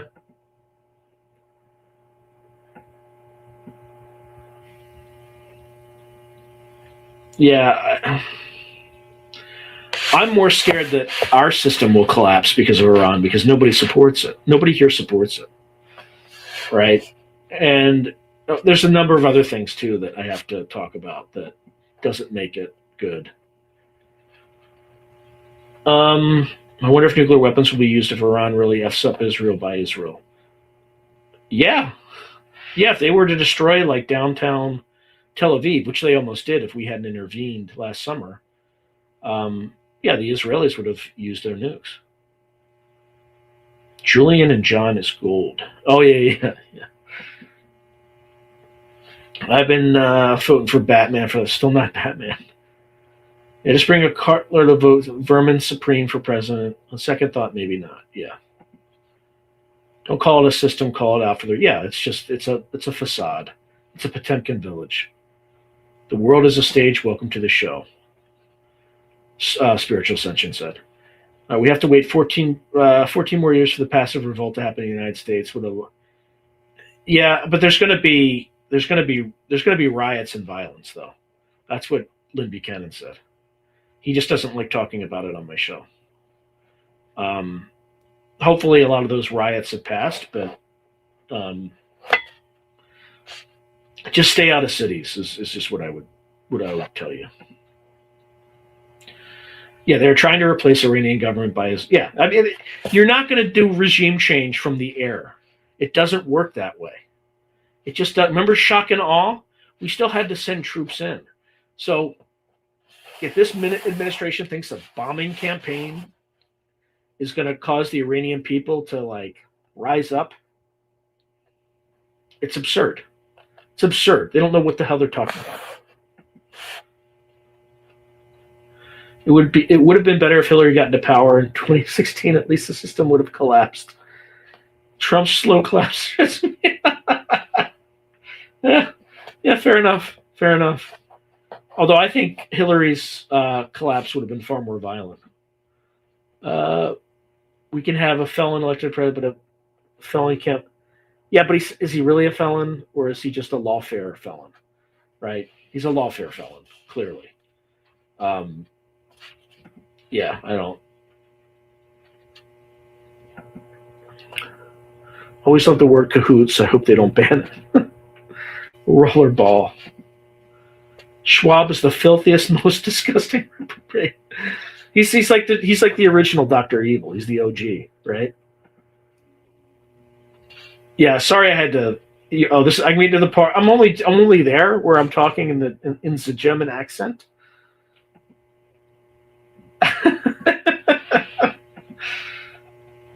Yeah, Klaus is our savior, Indrid.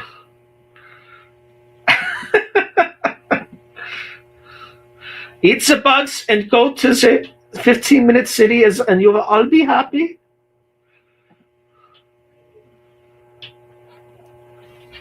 Oh my God. Yeah, I still don't think World War III is a good idea. Was it that credible that someone who might just casually tuned in would think I'm German? Well, I am half German by DNA, but anyway.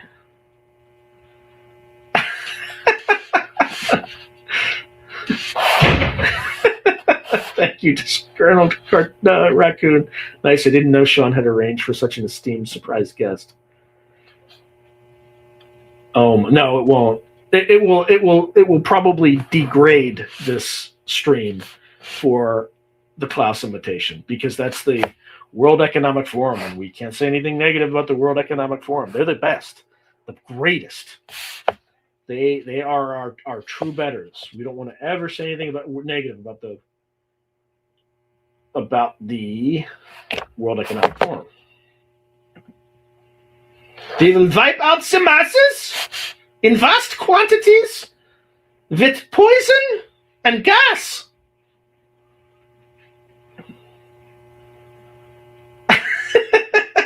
Just tuned in. This dude has a crazy voice. Literally, someone in the comments predicted that somebody's just going to stroll in and be like, what the fuck is going on here? Oh my God. Yeah, hey, if you want to bring me to Davos, I don't think I would fit in, but yeah, you never know. You never know. Yeah, I know. 1, 2, 3, 4, 5, 6, 7, 8, 9, 10, 11, 12. Anyway.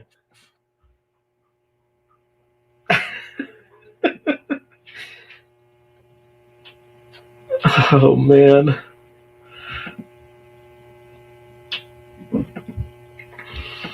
I'm just going through. Yep, that's right. You will own nothing and be happy. That's the evil Julian Childs.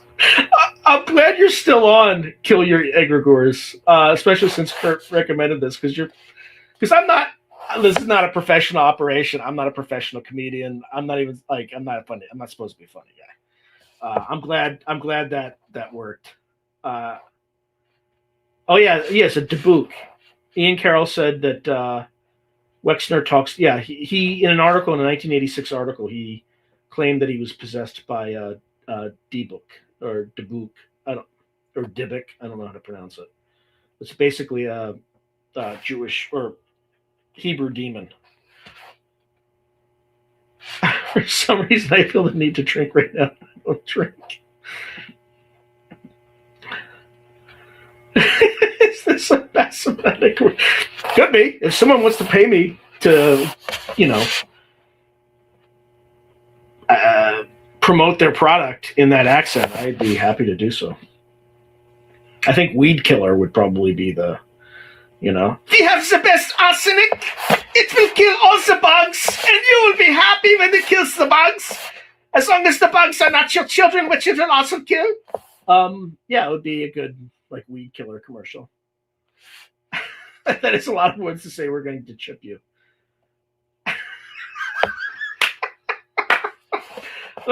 YouTube will never the algorithm will never propel me that high for obvious reasons. Can't hear Dr. Evil. Uh-oh, how did I lose my sound? Oh my God. Do I still have no sound? Hold on. Oh, muted. What the fuck? I mean, you can still read it. All I hear is farts. And I guess heavy breathing and movement.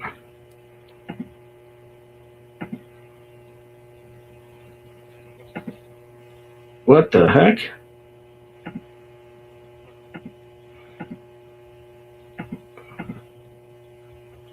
Uh-oh.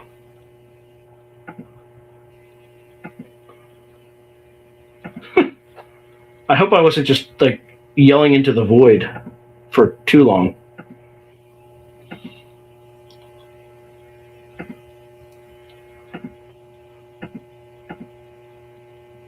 Okay.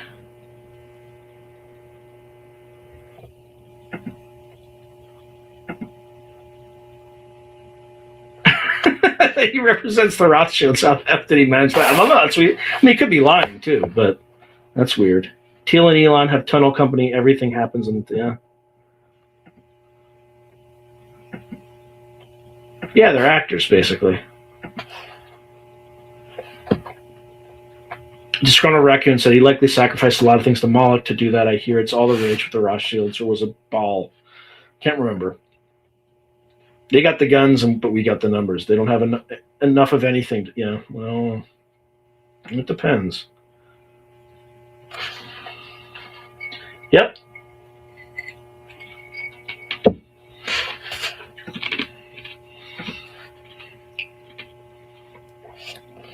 All right, let's see.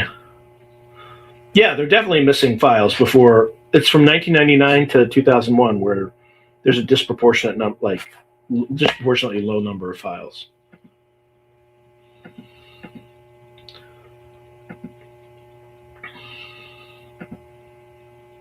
Yeah, 100% tariffs. So yeah, we're all paying it.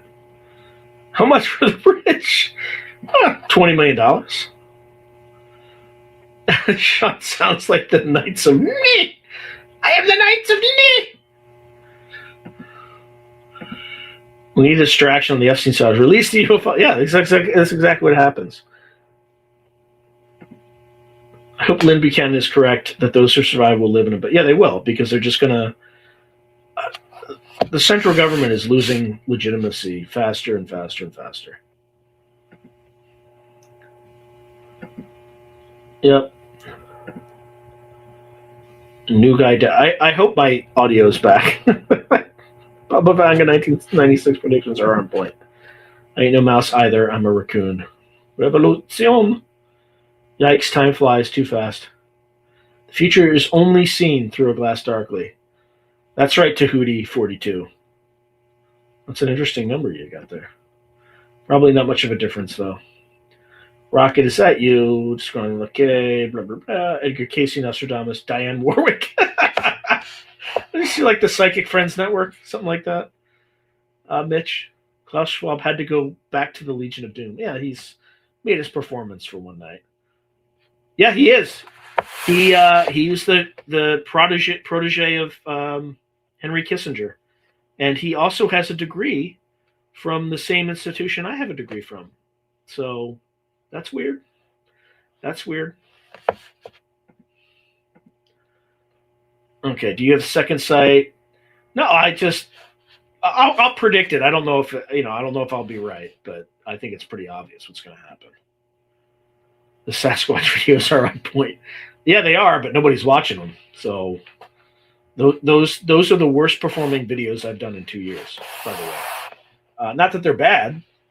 It's just that nobody wants to watch things about, or there's like a group of diehard Sasquatch fans, and then there's people who just don't. But at the end of the day, it's all the same. It's all these like the way that sentient plasmoids behave, basically, right? You have portals that open, things step out, you have reports, you have poltergeist activity. It's like all the same. It's all the same stuff. The phenomenon that you see with UFOs and ghosts, all that stuff. It's like all connected. Yeah, they do have all their hands in all the curriculum, schools, etc. That's where Maxwell came in. Her father owned Pergamon Press. So not only did they like control the textbooks that you were seeing it as a student in school, but they were also controlling academic research and peer reviews and all that stuff. It's a pretty dark system. Nick Burns, your company's computer guy. Yeah, exactly. No, they won't though. Nobody's gonna revolt. Until people start starving, nobody's gonna revolt. Right? People only revolt when they have nothing left to lose. Hunger strike. He is raising tariffs using another law. It's not unconstitutional.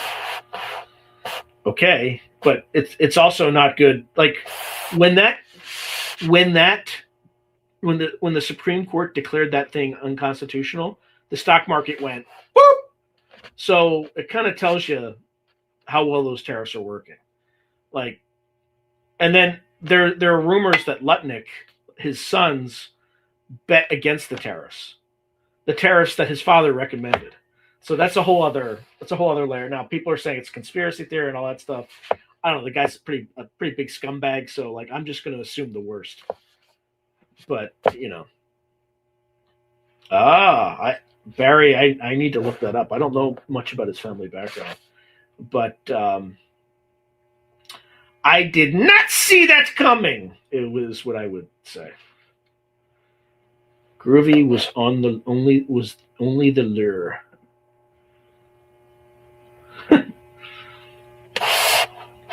All the jazz. Yep, some fat cat in the military will throw this place. Maybe.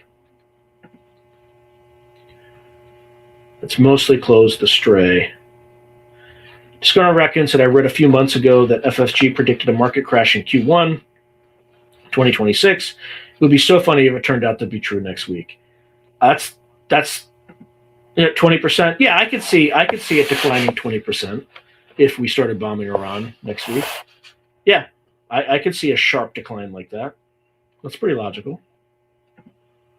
Read a few months ago that FFG. Okay, I jumped backward. Someone said that if Iran rocks the Strait of Hormuz, that will shoot up at least $10. It will shoot up at least $10. Food is costly. It'll shoot up more than $10, brother. Like $10 is optimistic. I mean, the price of oil might double or triple, is what you're probably going to see.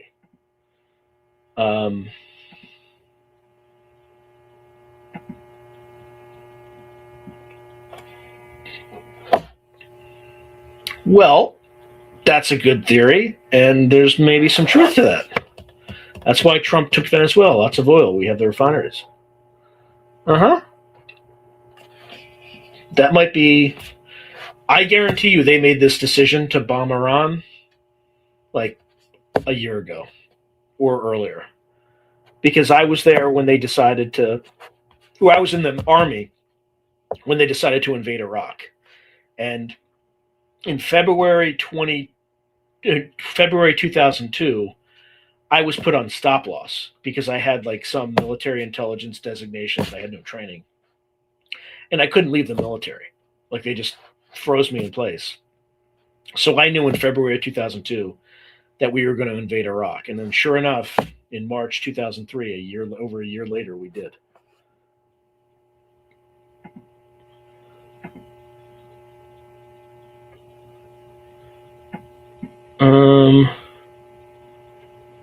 You just serve them in forms of questions, not even sneaky, but trolling. I get served for Americans. Their leaders are completely insane. Yes, they are. Hey, Kastudis, good to see you. Could it be because there was a certain little country in the Middle East that has bigger ambitions to expand their borders into other countries? But they're the chosen people. What are you talking about? You're antiseptic. All right, anyway, everybody's mad here in the world. Yes, they are. The difference is they're mad everywhere else. They're just retarded here. Let's see. John Teeter may make their rounds again. Maybe. There's specific group's controversial holiday coming up. Who knows? Day fasting. Almost don't want to say it. I'm not going to say it either. This is logic. What to do makes sense. When I ask why let the time pass, no regional positioning was not it. Regional positioning cover for what? Treasonous trap to sacrifice someone's system. There's no UFOs. Trump's well, he is a good friend. I mean, he's just Richie Rich. That's what he is. So like he's not smart. He's just a marketing genius, and he knows how to enrich himself. But I knew that when I voted for him. Like I didn't have any. It's just the alternative.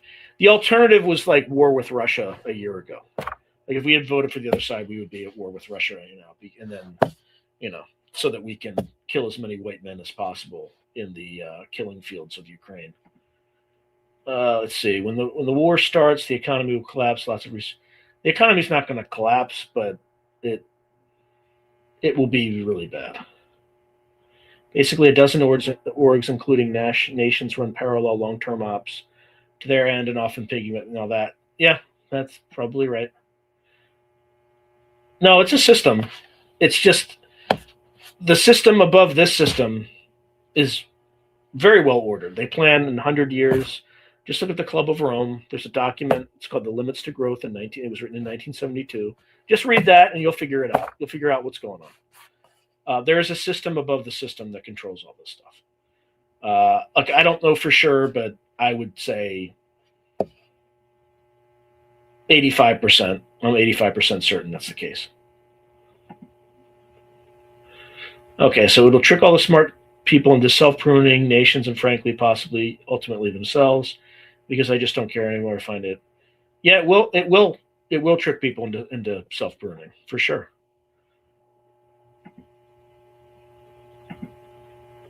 Okay, Truth Assassin says I'm ready for the collapse. Who else? I got 70s camper van and 6,000 worth of survival gear, including 5 pew-pews.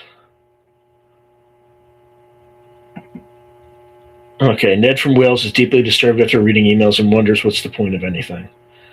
The point is how you react to this gross injustice and evil in the world, right? Like, control what you can control. Be the light, don't be the darkness.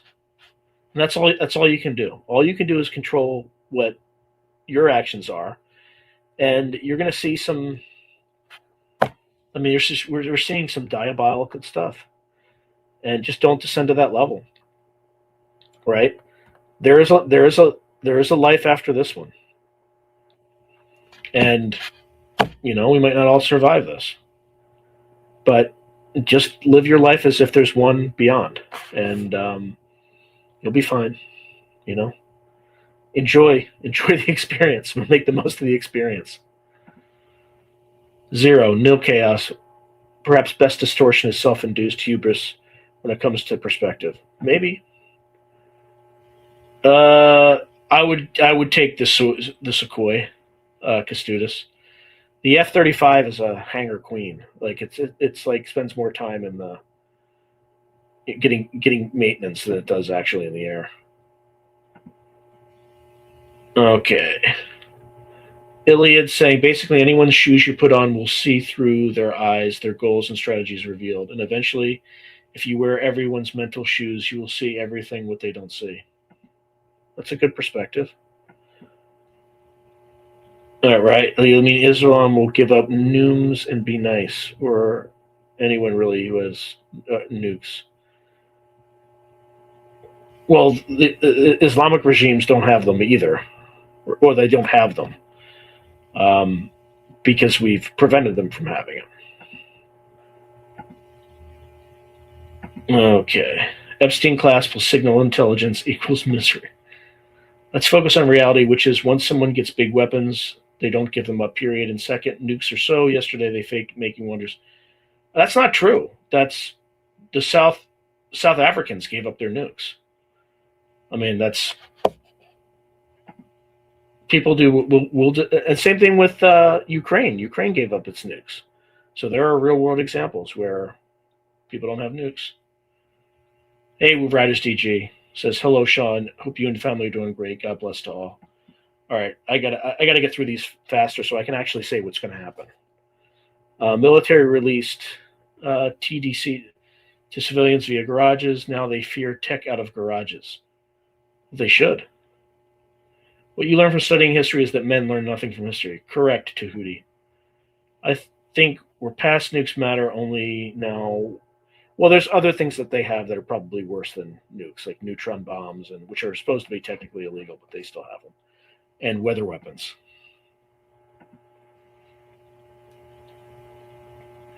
Yep, probably with SA, I think it's 40 systems, because the Russians have like the best or excellent air defense systems.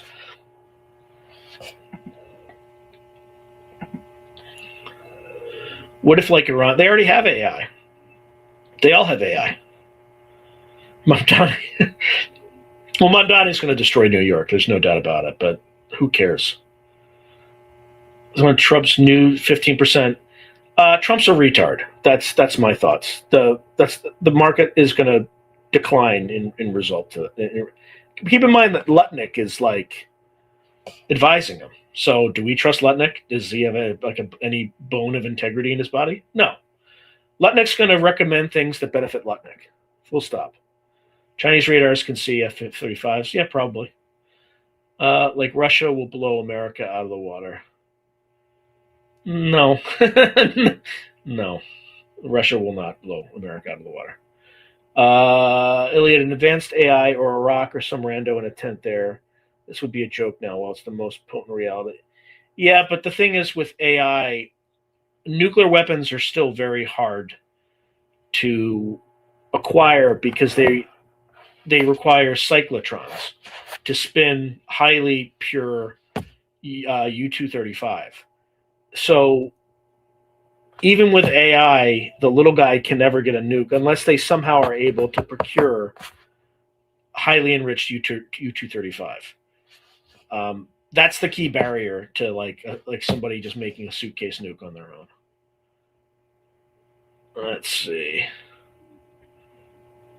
His greatness should have been Pope as well as president. AI is what's wrong with this fool-ass place here. Who knows? Self-annihilation, less can be short-circuit, imminent failure, DC flight risks. I bet you have at least twice. He is at least twice as holy. He's the holiest, man. Tahiti, he's the holiest. The world is making me laugh. Tragic. We have zero wisdom as individuals and clusters, and yet again we reach the crossroads of mass knowledge and info. Oy boy. Most solutions past AI. If anyone gets real AGI, that's a bigger weapon than anything else. Yeah. Say the F away from. Either it will give us respite for decades or merciful beginning. Open the car door, Hal. Down with the infidels. No more Iran.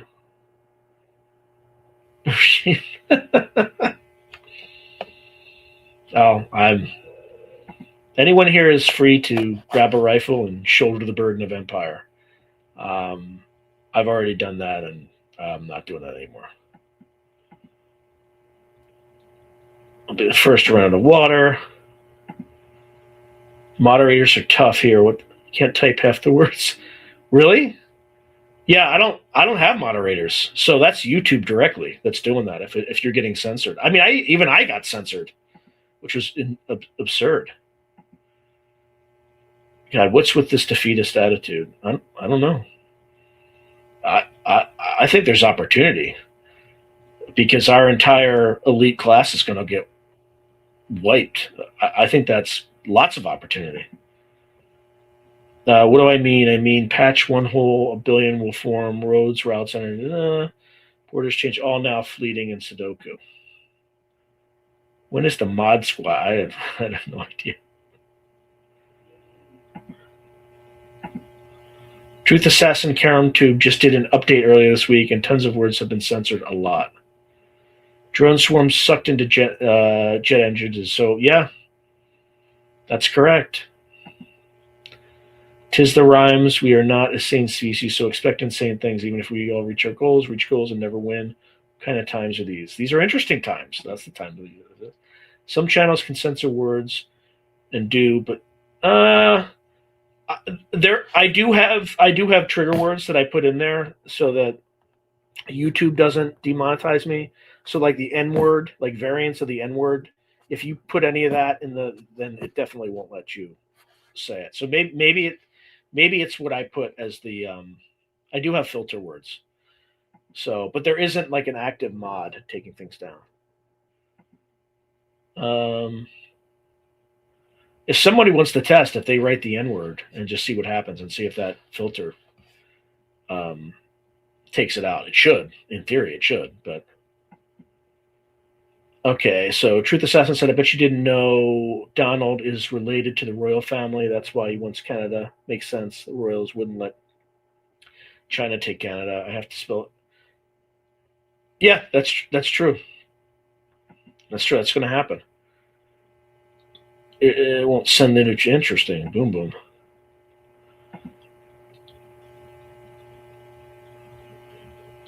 I don't think they're sacrificing religion. I think Israel's sacrificing everybody else. Chile U.S. Expat said a lot of people are going to end up with very little food to eat or completely different diets because of high food costs plus high rent back in the U.S. and who knows what. Yeah, it could be scary. Is the number of a man.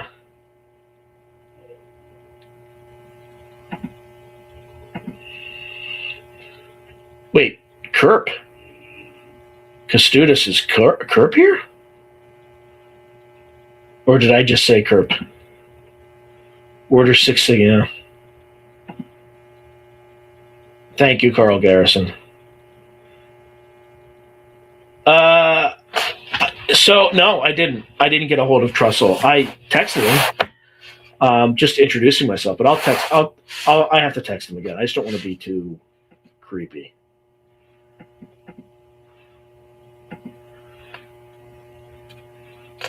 Yep. Thank you.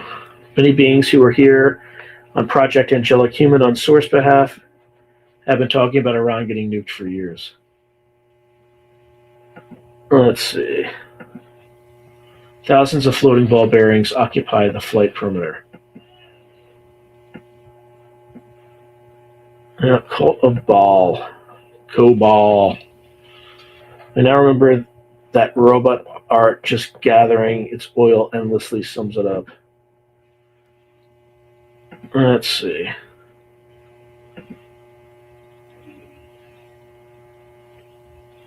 Let me guess, you have never lived near them and have no idea about Ottomans and our children.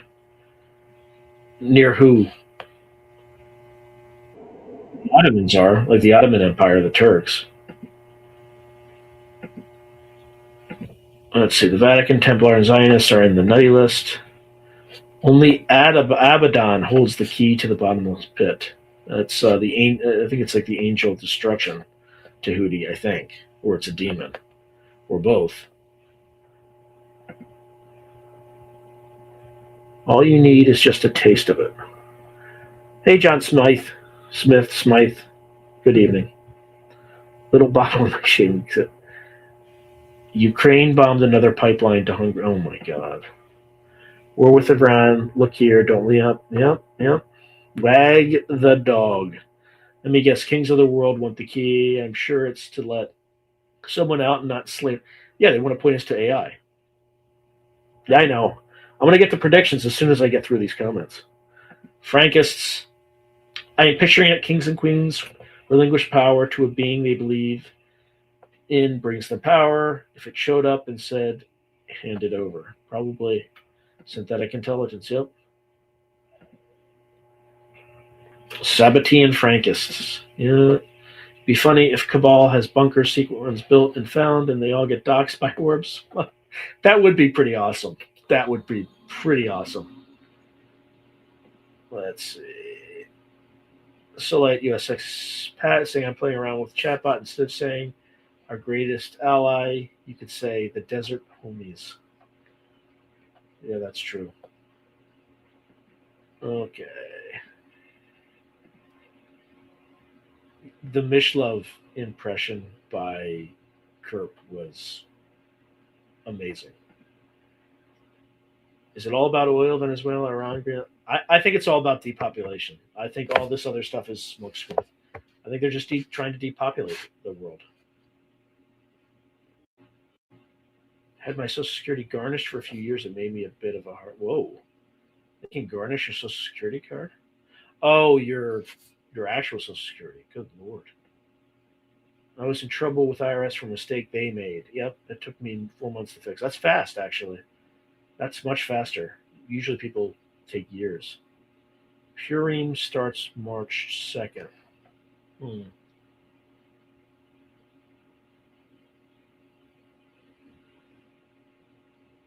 Remind me what Purim is. I know it's like a holiday, but I'm going to look it up. I'll just look it up. I'll freely admit when I'm ignorant. Okay, so it's a Jewish holiday.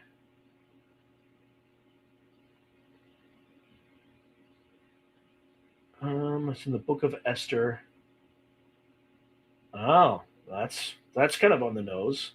So Purim is a joyful Jewish holiday that commemorates the deliverance of the Jewish people from a plot to destroy them in ancient Persia. 2 on the nose, people, as told in the biblical Book of Esther. This is when Xerxes was around. Purim is based on events traditionally dated to the 5th century BCE, during the reign of the Persian king Ahasuerus, often identified with Xerxes II, or Xerxes the First.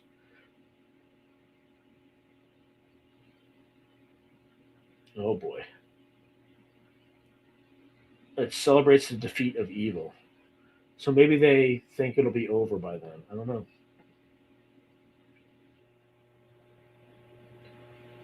Whoa, that's a big jump in subscribers. Anyway, what is driving that? I mean, it's not that big, but it's big enough.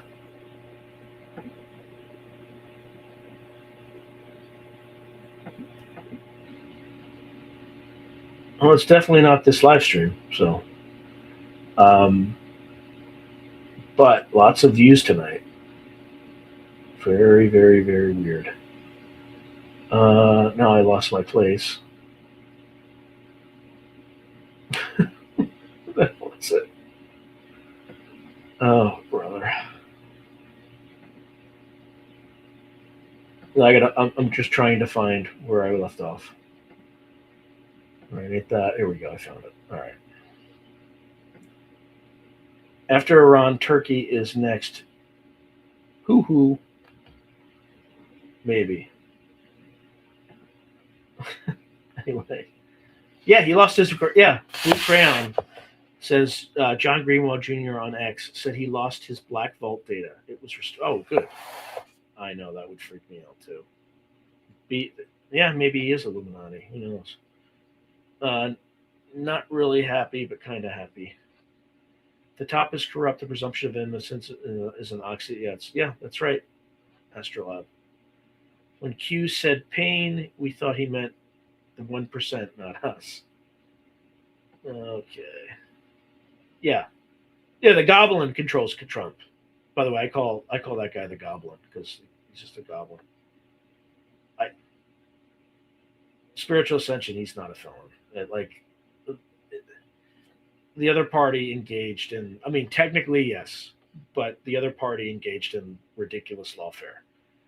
he literally was prosecuted for doing something that everybody who buys a house in the United States does, or everybody who sells a house in the United States does.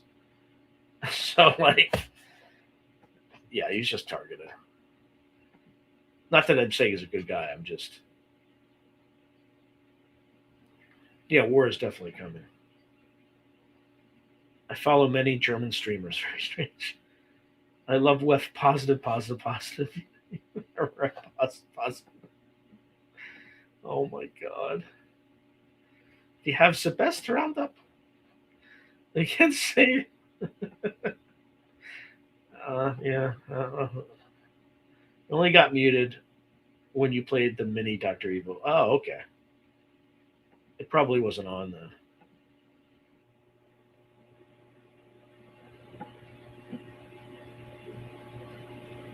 Yeah, they do make life Earth. The Bigfoot narrative is heaven boring. We need hard Bigfoot footage. Oh, nice.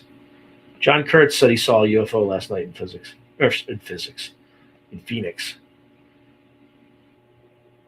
Yeah, things would have to get a lot worse for people to revolt. So Schwab went back to the Legion of Doom after getting booted for. Well, yeah, he probably was insider trading. I wouldn't be surprised, Maggie. Hey, new guy Darren, thank you very much for the $20. I really, really appreciate that. Thank you so much. Why some people say jazz is a weapon? Oh. Cali had 8 feet of snow in 4 days. Yeah, well, in the mountains, which is like 3 hours from me. Really? You got cool synchronicities during my last... Yeah, I did have like a little poltergeist incident when I did it. I had like the lights over there, like just flashing on, off. It's just somebody was like moving the switch up and down. And I originally thought my son was doing it, but I was on like a meeting or a call and I couldn't respond. And then I asked my wife if he was at home at the time. She's like, no, he wasn't home. And then the lights are totally fine now. But that did happen during that. Oil for diesel engines. So just going on record, regarding Lynn saying there would be riots and stuff, is there a way to learn more? Can one write to Lynn directly? I hear he is quite busy and rarely reads them. Yeah, he actually, the last time I talked to him, he was complaining about the volume of emails that he was getting. He's like, I need help. I get so many emails that like I actually have to like, I'm like, well, try to use AI. He's just like, I'm trying. Like, it's just too much. So your best bet is to try to email him directly and just hope he gets back to you. Iran's water situation is code red. Oh boy.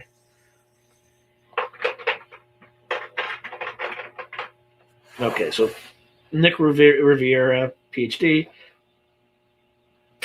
Oh my God, we're like 9 minutes over. But I do have to tell you what's going to happen, but I got to get through these comments first. So Venezuelan heavy crude oil is basically useless by itself, but it can be refined perfectly when blended with Iranian light crude oil. Oh boy. So like the big drinking reservoir is down like 56%. Oops, was this? Do you think there's a big saucer in the Iraqi? I have no idea. Hey, new guy Darren. You gotta do the clap like Coach Colin. I haven't watched Coach Colin. What's the clap like? I will because you gave me $5. I will watch Coach Colin just so I can see what the clap is. Just because you gave me that. So Trump said Sheldon and Miriam visit him more than anyone else. Yeah, what a surprise. No, Sheldon Adelson. So you figure that one out. Hive mind cross life plans. Yes, brother. Sheldon, Miriam, Trump. World leaders and presidents are just regional managers. We don't know who the CEOs are. Yeah, that's correct. Well, they're country CEOs, but we don't know who's on the chairman of who the board members are, basically. Hey, Whitney. That is an amazing picture. Right on, man. Trump absolutely knew he would not be president 2020. Sherman said Donald, You can't be the president. You build a wall. We want massive. Yeah, of course they want massive immigration. Walls immune. Let's see. Dark matter is the alt universe bumping into ours. Maybe. Hey, thank you, Maggie. I appreciate that. Thank you. Did you see RTX previous? Okay. Oh, that's probably just Raytheon's stock ticker. Recently published a release about its subsidiary Pratt & Whitney and included a video of the F-47. I did not see that. Those who control South Africa chose not to have them there publicly. They never gave up nukes. Ukraine has close to 200 is a rumor. Maybe. I can't prove it either way, so I'm not going to say you're wrong. Lindsey Graham said a couple of days ago that Israel's way ahead of us in developing high-tech weapons, and he said they're planning the future of war. Whoops. No one gives us weapons or gives up weapons. Lugnut proves that earthworms come in many forms. Cyclotrons, they're just like you spin uranium through it, and it separates the neutrons so that you get down to highly pure U-235. Russia will never take out Trebs and high energy. AI will design plasma weapons that can travel through ionosphere and amplify, rendering nukes a joke. Maybe, yeah. He who creates a rule only to break it themselves is rendered illegitimate, and that highlights the rule as illegitimate in a game with a pointless objective. The competitive ethic is the culprit. Yep. Probably able to utilize infrastructure like silence. Maybe. I don't know how you're decoding that text. I'm not sure what you mean. Shuffling chairs on Titanic. As far as I recall, Dr. Farrell stated that the Yahtzees used lasers. This is how advanced they are to enrich uranium to make nukes. I don't think there's a need for cyclotrons anymore, right? I don't know. I'm not a nuclear physicist. Russia has more advanced weapons for sure. Russia incorporates metaphysics into their weapon. America said that was hippie mumbo jumbo, so Russia is known to have more. Well, no. The only public thing we know about our program is the Project Stargate. But that's just probably the tip of the iceberg when it comes to metaphysics and psychic stuff. There's always a chance for, of course. YouTube is moderating stuff for sure. I'm sure they're pretty active, actually. Like that trigger word.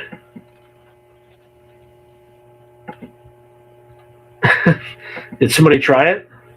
That makes sense. I tried using the word that Epstein used for regular people, and it got hidden. Yeah. So there's certain words that there's also words that I banned because there've been some people who are so fucking annoying that like every possible permutation and combination of the word nuclear, not nuclear. I say nuclear, but some people just say nuclear, like George Bush. Every variation of that word, misspelled, all that stuff, I filter out, because on one of my Brandenburg episodes, because he says nuclear, and he's a plasma physicist, like it was so freaking annoying of like people saying, "Oh, nuclear," oh, I'm just like, I'm just filtering it out. It's just so dumb. Yes, GHEY. I'm not going to say it, but that's what I think of that. Derp. Canada accepting Chinese. Yeah, I saw that. Well, foreign, but that implies Chinese. Wait, I just got curbed? Come on. Where did I get curbed? You got to tell me somebody tell me where I got curbed, because I love when I get curbed. I don't think he's in here. I think he's probably like, can somebody give me context? Because I'm not the only one who wants to know. There's a bunch of people. Competing fosters but seriously, can somebody tell me like where the context on that? Inquiring minds want to know. You guys might want to look into ZERP and SPX. Hard times coming ahead. N to the I to the double. Oh. I see what you did there, Truth Assassin. I see what you did there. You almost got me. You almost got me. You get points for that. That was good. That was good. You almost got me. All right. On the topic of child predators, any thoughts on the online? I can't even set up the audio. I don't know. I did not. That's a rabbit hole I do not want to go down. Yeah, Georgia Guidestones for sure. Depopulation, correct.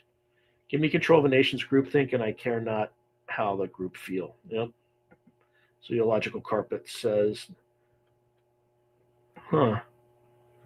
Jesuits, Knights of Columbus, P2 Masons, the Seventh Circle, Knights of Malta are the real protagonists of the story. Yeah, maybe Sir Hulk-a-Lot. It's a pretty good name. Frozen. Oh, I was frozen. 300. Well, nothing I can do about it now. I'm continuing to go. Can still hear though. All right. Well, I'm going to keep going and assuming boob tube censoring has a whole new other level. I'm sure that the powers that be are a little nervous right now. They should be nervous right now. Plus, I talked about voting being knowably fake in some countries, so that probably triggered them. Epstein talking me to lots of subs. It's hot. It's all the rage now. It's definitely drawing people in. I can't only imagine, somebody who came in during the Klaus Schwab bit, who the hell is this crazy guy? Thank G. Sean got round to peoples. What does that mean? Is that good or bad? If you derp them, they will come. Oh. Wait. Why is screen unfrozen? Let's see. Okay, well, the video is... Okay, good. Smart people should... I'm not going to say that out loud, but I see where you're... Yeah, it's definitely... Yeah, I think Epstein won once or twice. It's definitely rigged. And witness the return of... Okay, Russia's a joke compared to us. We have anti-gravity Lockheed craft that can deliver payload. I've heard that, which is terrifying because if you put a nuke on it, that's inherently destabilizing. Yeah. That variant... Okay, I got to ask this question. John, how many variants of nuclear did you have to type in before you arrived at that? Inquirer minds want to know that. We also want to know the derp, how I got derped.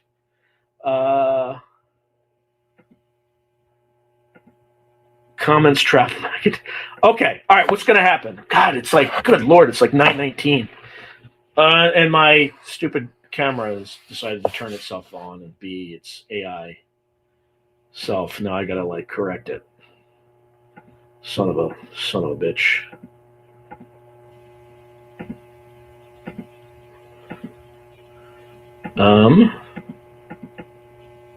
Why is this not moving? Oh, because it's got its little AI tracking nonsense on. All right, that's better. Good Lord. All right, I think I'm back to normal again. All right. That was your first try? That's pretty good. Do you guys believe Lynn Buchanan? I keep thinking of his encounter with the black grass. Look, I believe him. I definitely think I believe him. That's a creepy story. How dare these monsters hide my messages? Sewer rats. All right, okay.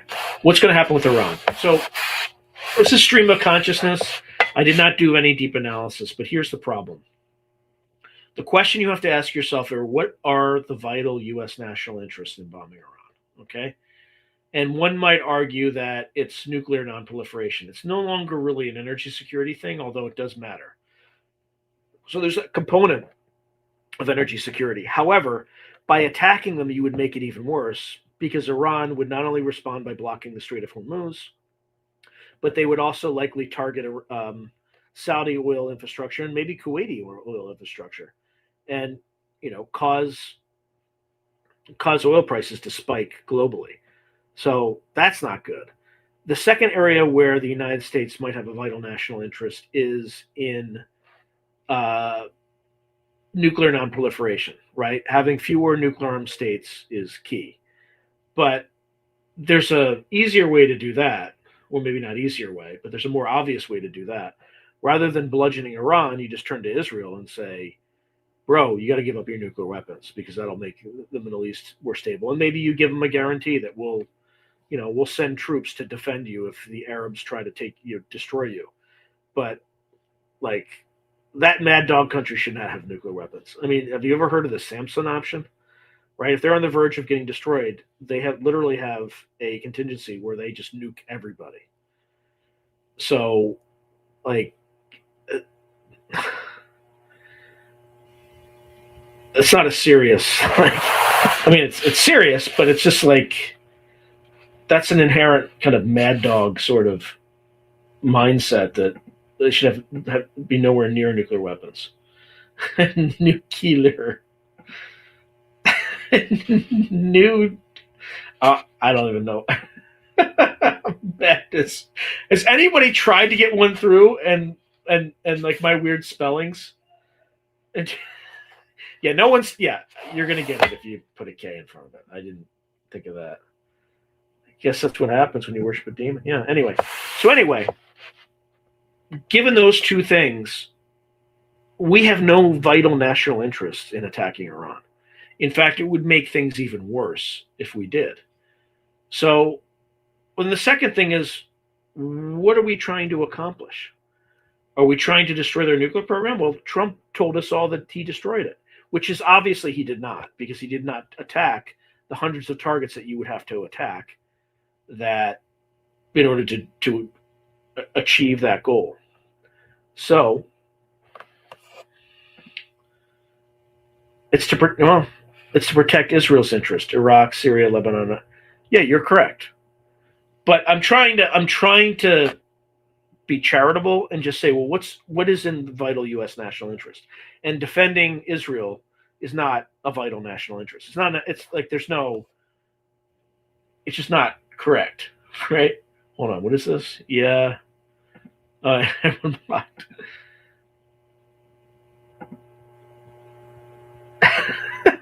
it's nuclear. This is silent.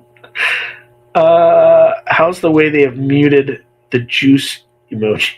I don't know. Well, I'm not serving Israel. Distraction from the fact. Juice. I got it. All right, anyway. So, if it doesn't really solve the nuclear non-proliferation problem, and attacking Iran would do grievous harm to everybody, to the global economic system, there's really no good reason to do it. Now,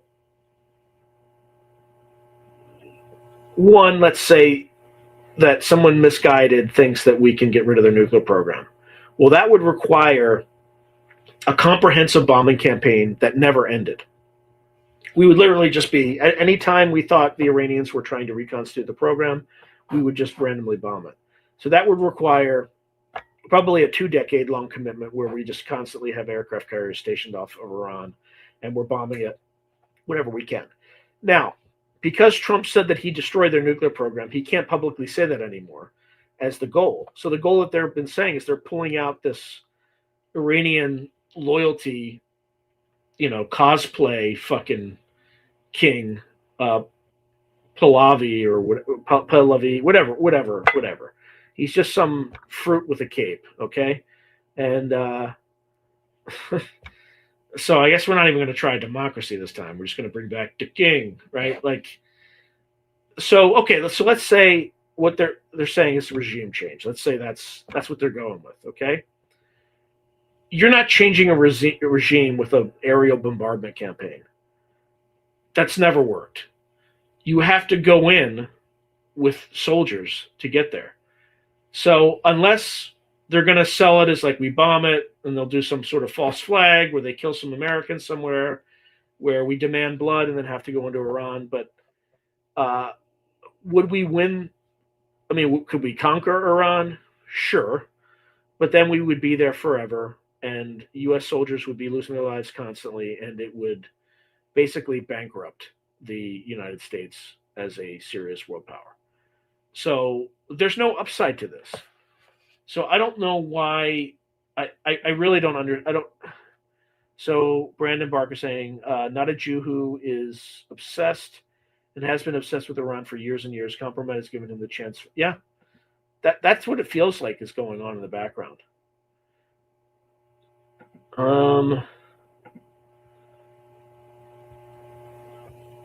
Let's see. All right, good luck winning without good old boys. Yeah, that's the other thing, too. Neither the right nor left in this country supports bombing Iran. Right? Not that the Iranians are, like, the Iranian regime is a good one, right? It's just, all right, so October 7th was 1,000% unacceptable.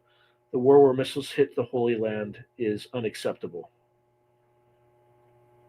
But no, it was totally acceptable, at least where the missiles hit the Holy Land. And the reason it was totally acceptable is the Israelis started bombing Iran. So, of course, in fact, if the United States had not intervened, the Israelis would have run out of their Arrow missiles. They had about 2 weeks left.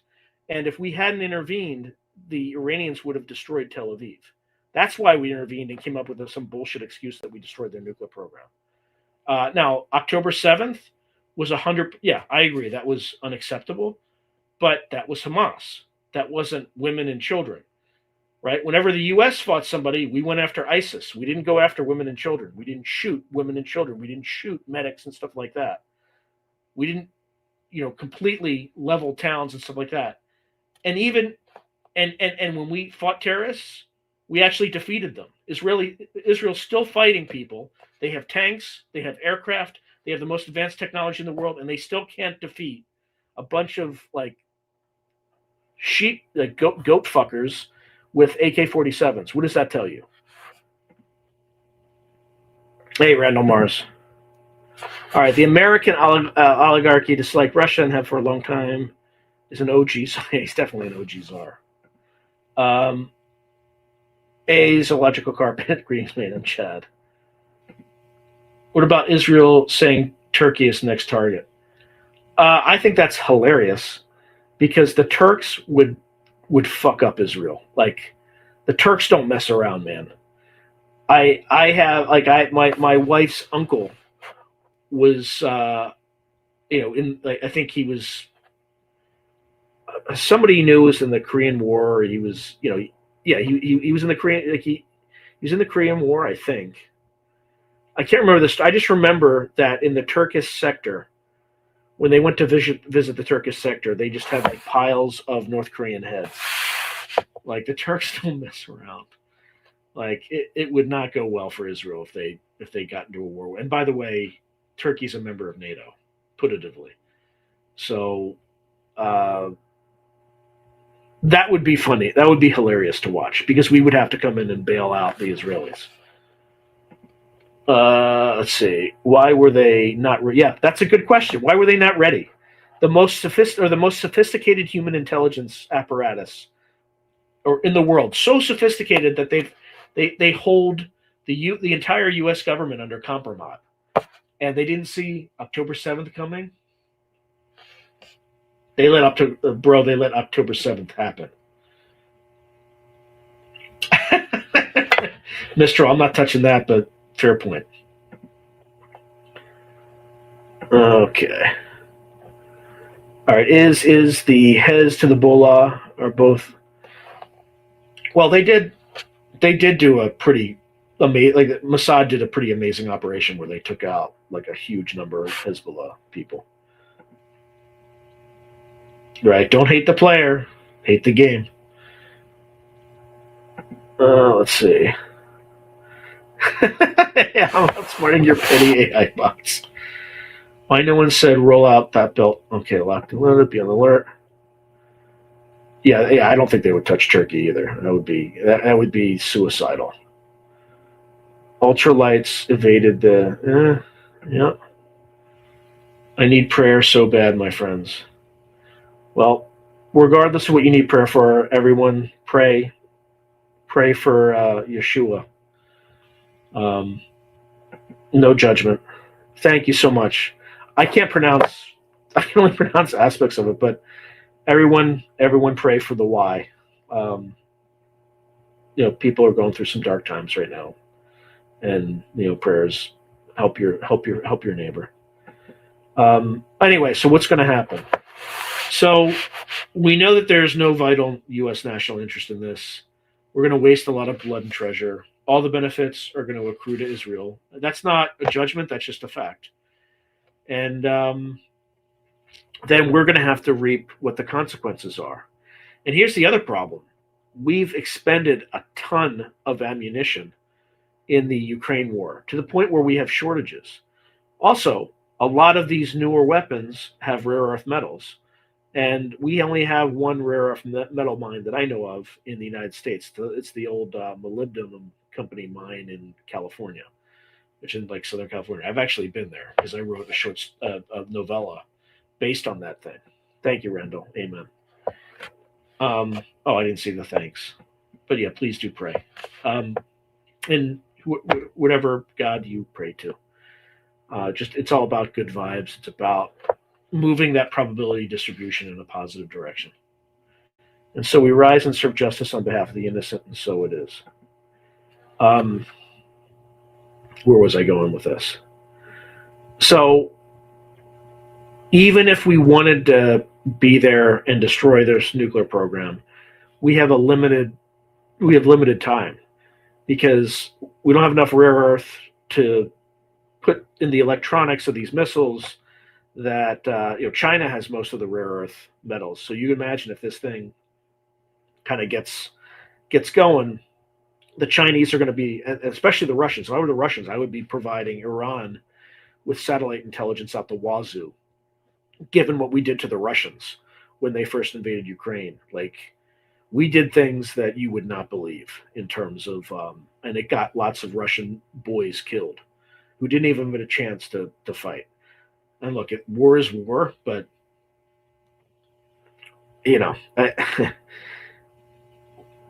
we didn't take the gloves off, but that was about as close to taking the gloves off as we could. The Russians, if they did the same thing and took out an aircraft carrier and killed 25,000 U.S. sailors, that would be a seriously traumatic event for the United States, and that's one of the risks that we're gonna deal with in this. So. Let's see. I think Russia and China will join Iran and use Iran as a proxy. You are 100% correct. That is 100% correct, because it gives them a chance to get back at us. Well, not necessarily China, but Russia. Absolutely. Yeah, Russia. I think Putin has been far more sane than we would have been if he had done the same thing. How do we even know they have a nuclear program? Well, because they have a nuclear reactor at Bashir where they're enriching uranium. Like we definitely know. I mean, it's the IAEA is constantly monitoring that stuff. So, you think we might break out some black budget tech? Yeah, absolutely. Let's see. Yeah, so what you're going to have is this bombing campaign, and it's just going to run out of steam. The Iranians have a massive supply of ballistic missiles, and they're just going to lash out at targets everywhere. So they'll lash out at Tel Aviv. They'll lash out at Saudi oil infrastructure. They'll close the Strait of Hormuz, mine it, do all sorts of nasty things. And it's a chance to escalate. What if the Iranians sink an aircraft carrier and kill 25 U.S. sailors? 25,000 U.S. sailors. What's our next move? What are we going to do there? Are we just going to let it happen? You see how this escalates very quickly into another land war in Asia? Like, whoever is behind this on our government side, like we're a far cry away from like my mentor, who was Dr. Ashton Carter. Right, the guy was like a Rhodes Scholar, and the current U.S. Secretary of Defense is an alcoholic. Like, it's just a Jim Bro and alcoholic. But yeah, we didn't hit their nuclear sites. We hit like one of them. They have hundreds of them. Okay. Yep, Intel is always wrong. That's right. I mean, there'll be stuff that's right, but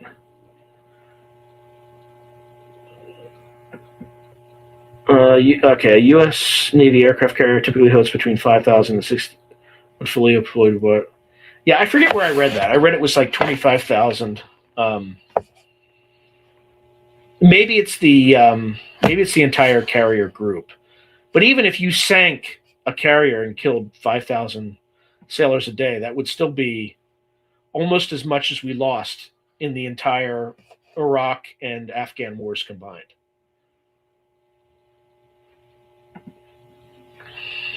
Yep, all actors. What happens if Iran hits Saudi oil fields? Will not that be? Yeah, it'd absolutely be good for Russia because Russia can sell their oil at a much elevated rate. Yep, king of the hill and a mountain of mud. All right, some of the UFO files are coming in fun. Hey, by the way, where did I get kerped or derped? Tell me. I still don't know the answer to that. But we're like way over tonight, guys. We're way over. I hope that was useful. I hope that was entertaining. This is the second week in a row where I just used no AI. Oh, fading in and out. Well, I'm probably moving back and forth. But anyway, good night. God bless. Enjoy the rest of your weekend, and thank you for tuning in, everyone.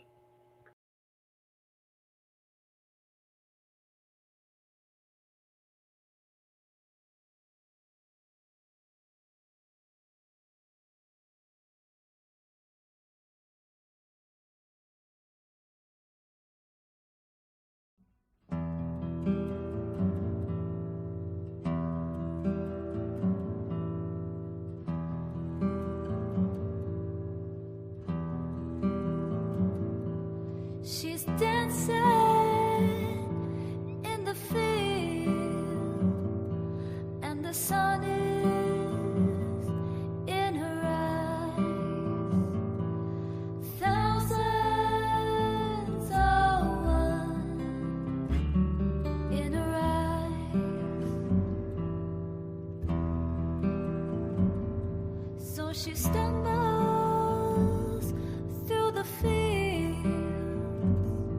She can't see, though she tries. Should've worn her pennant. Now she stumbles. Now she cries.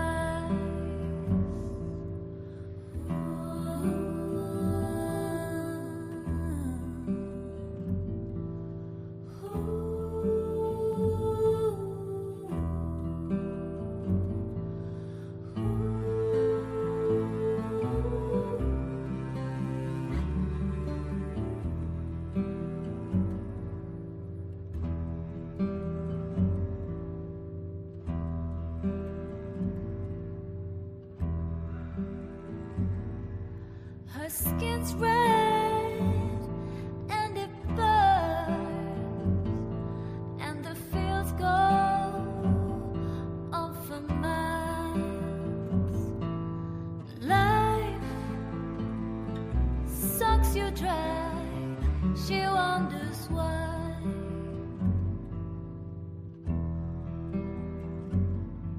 Wonders why.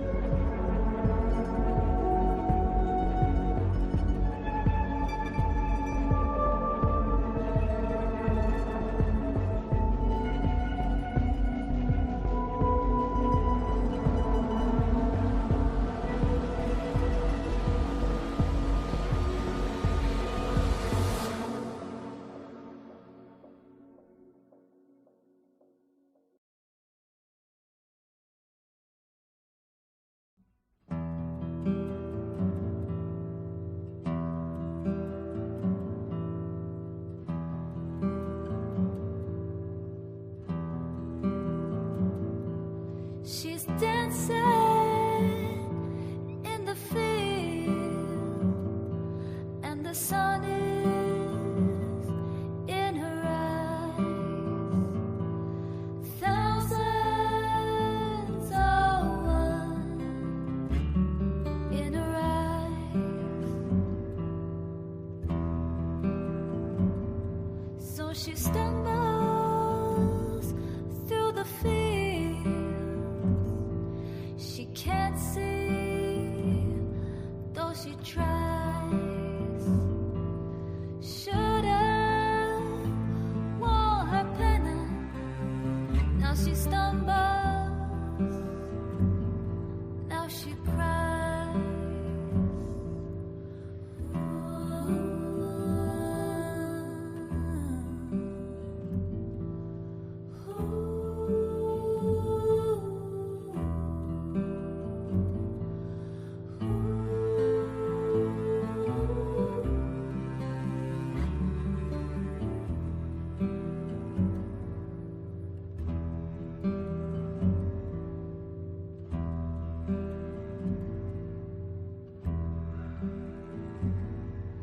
Her skin's red and it burns, and the fields go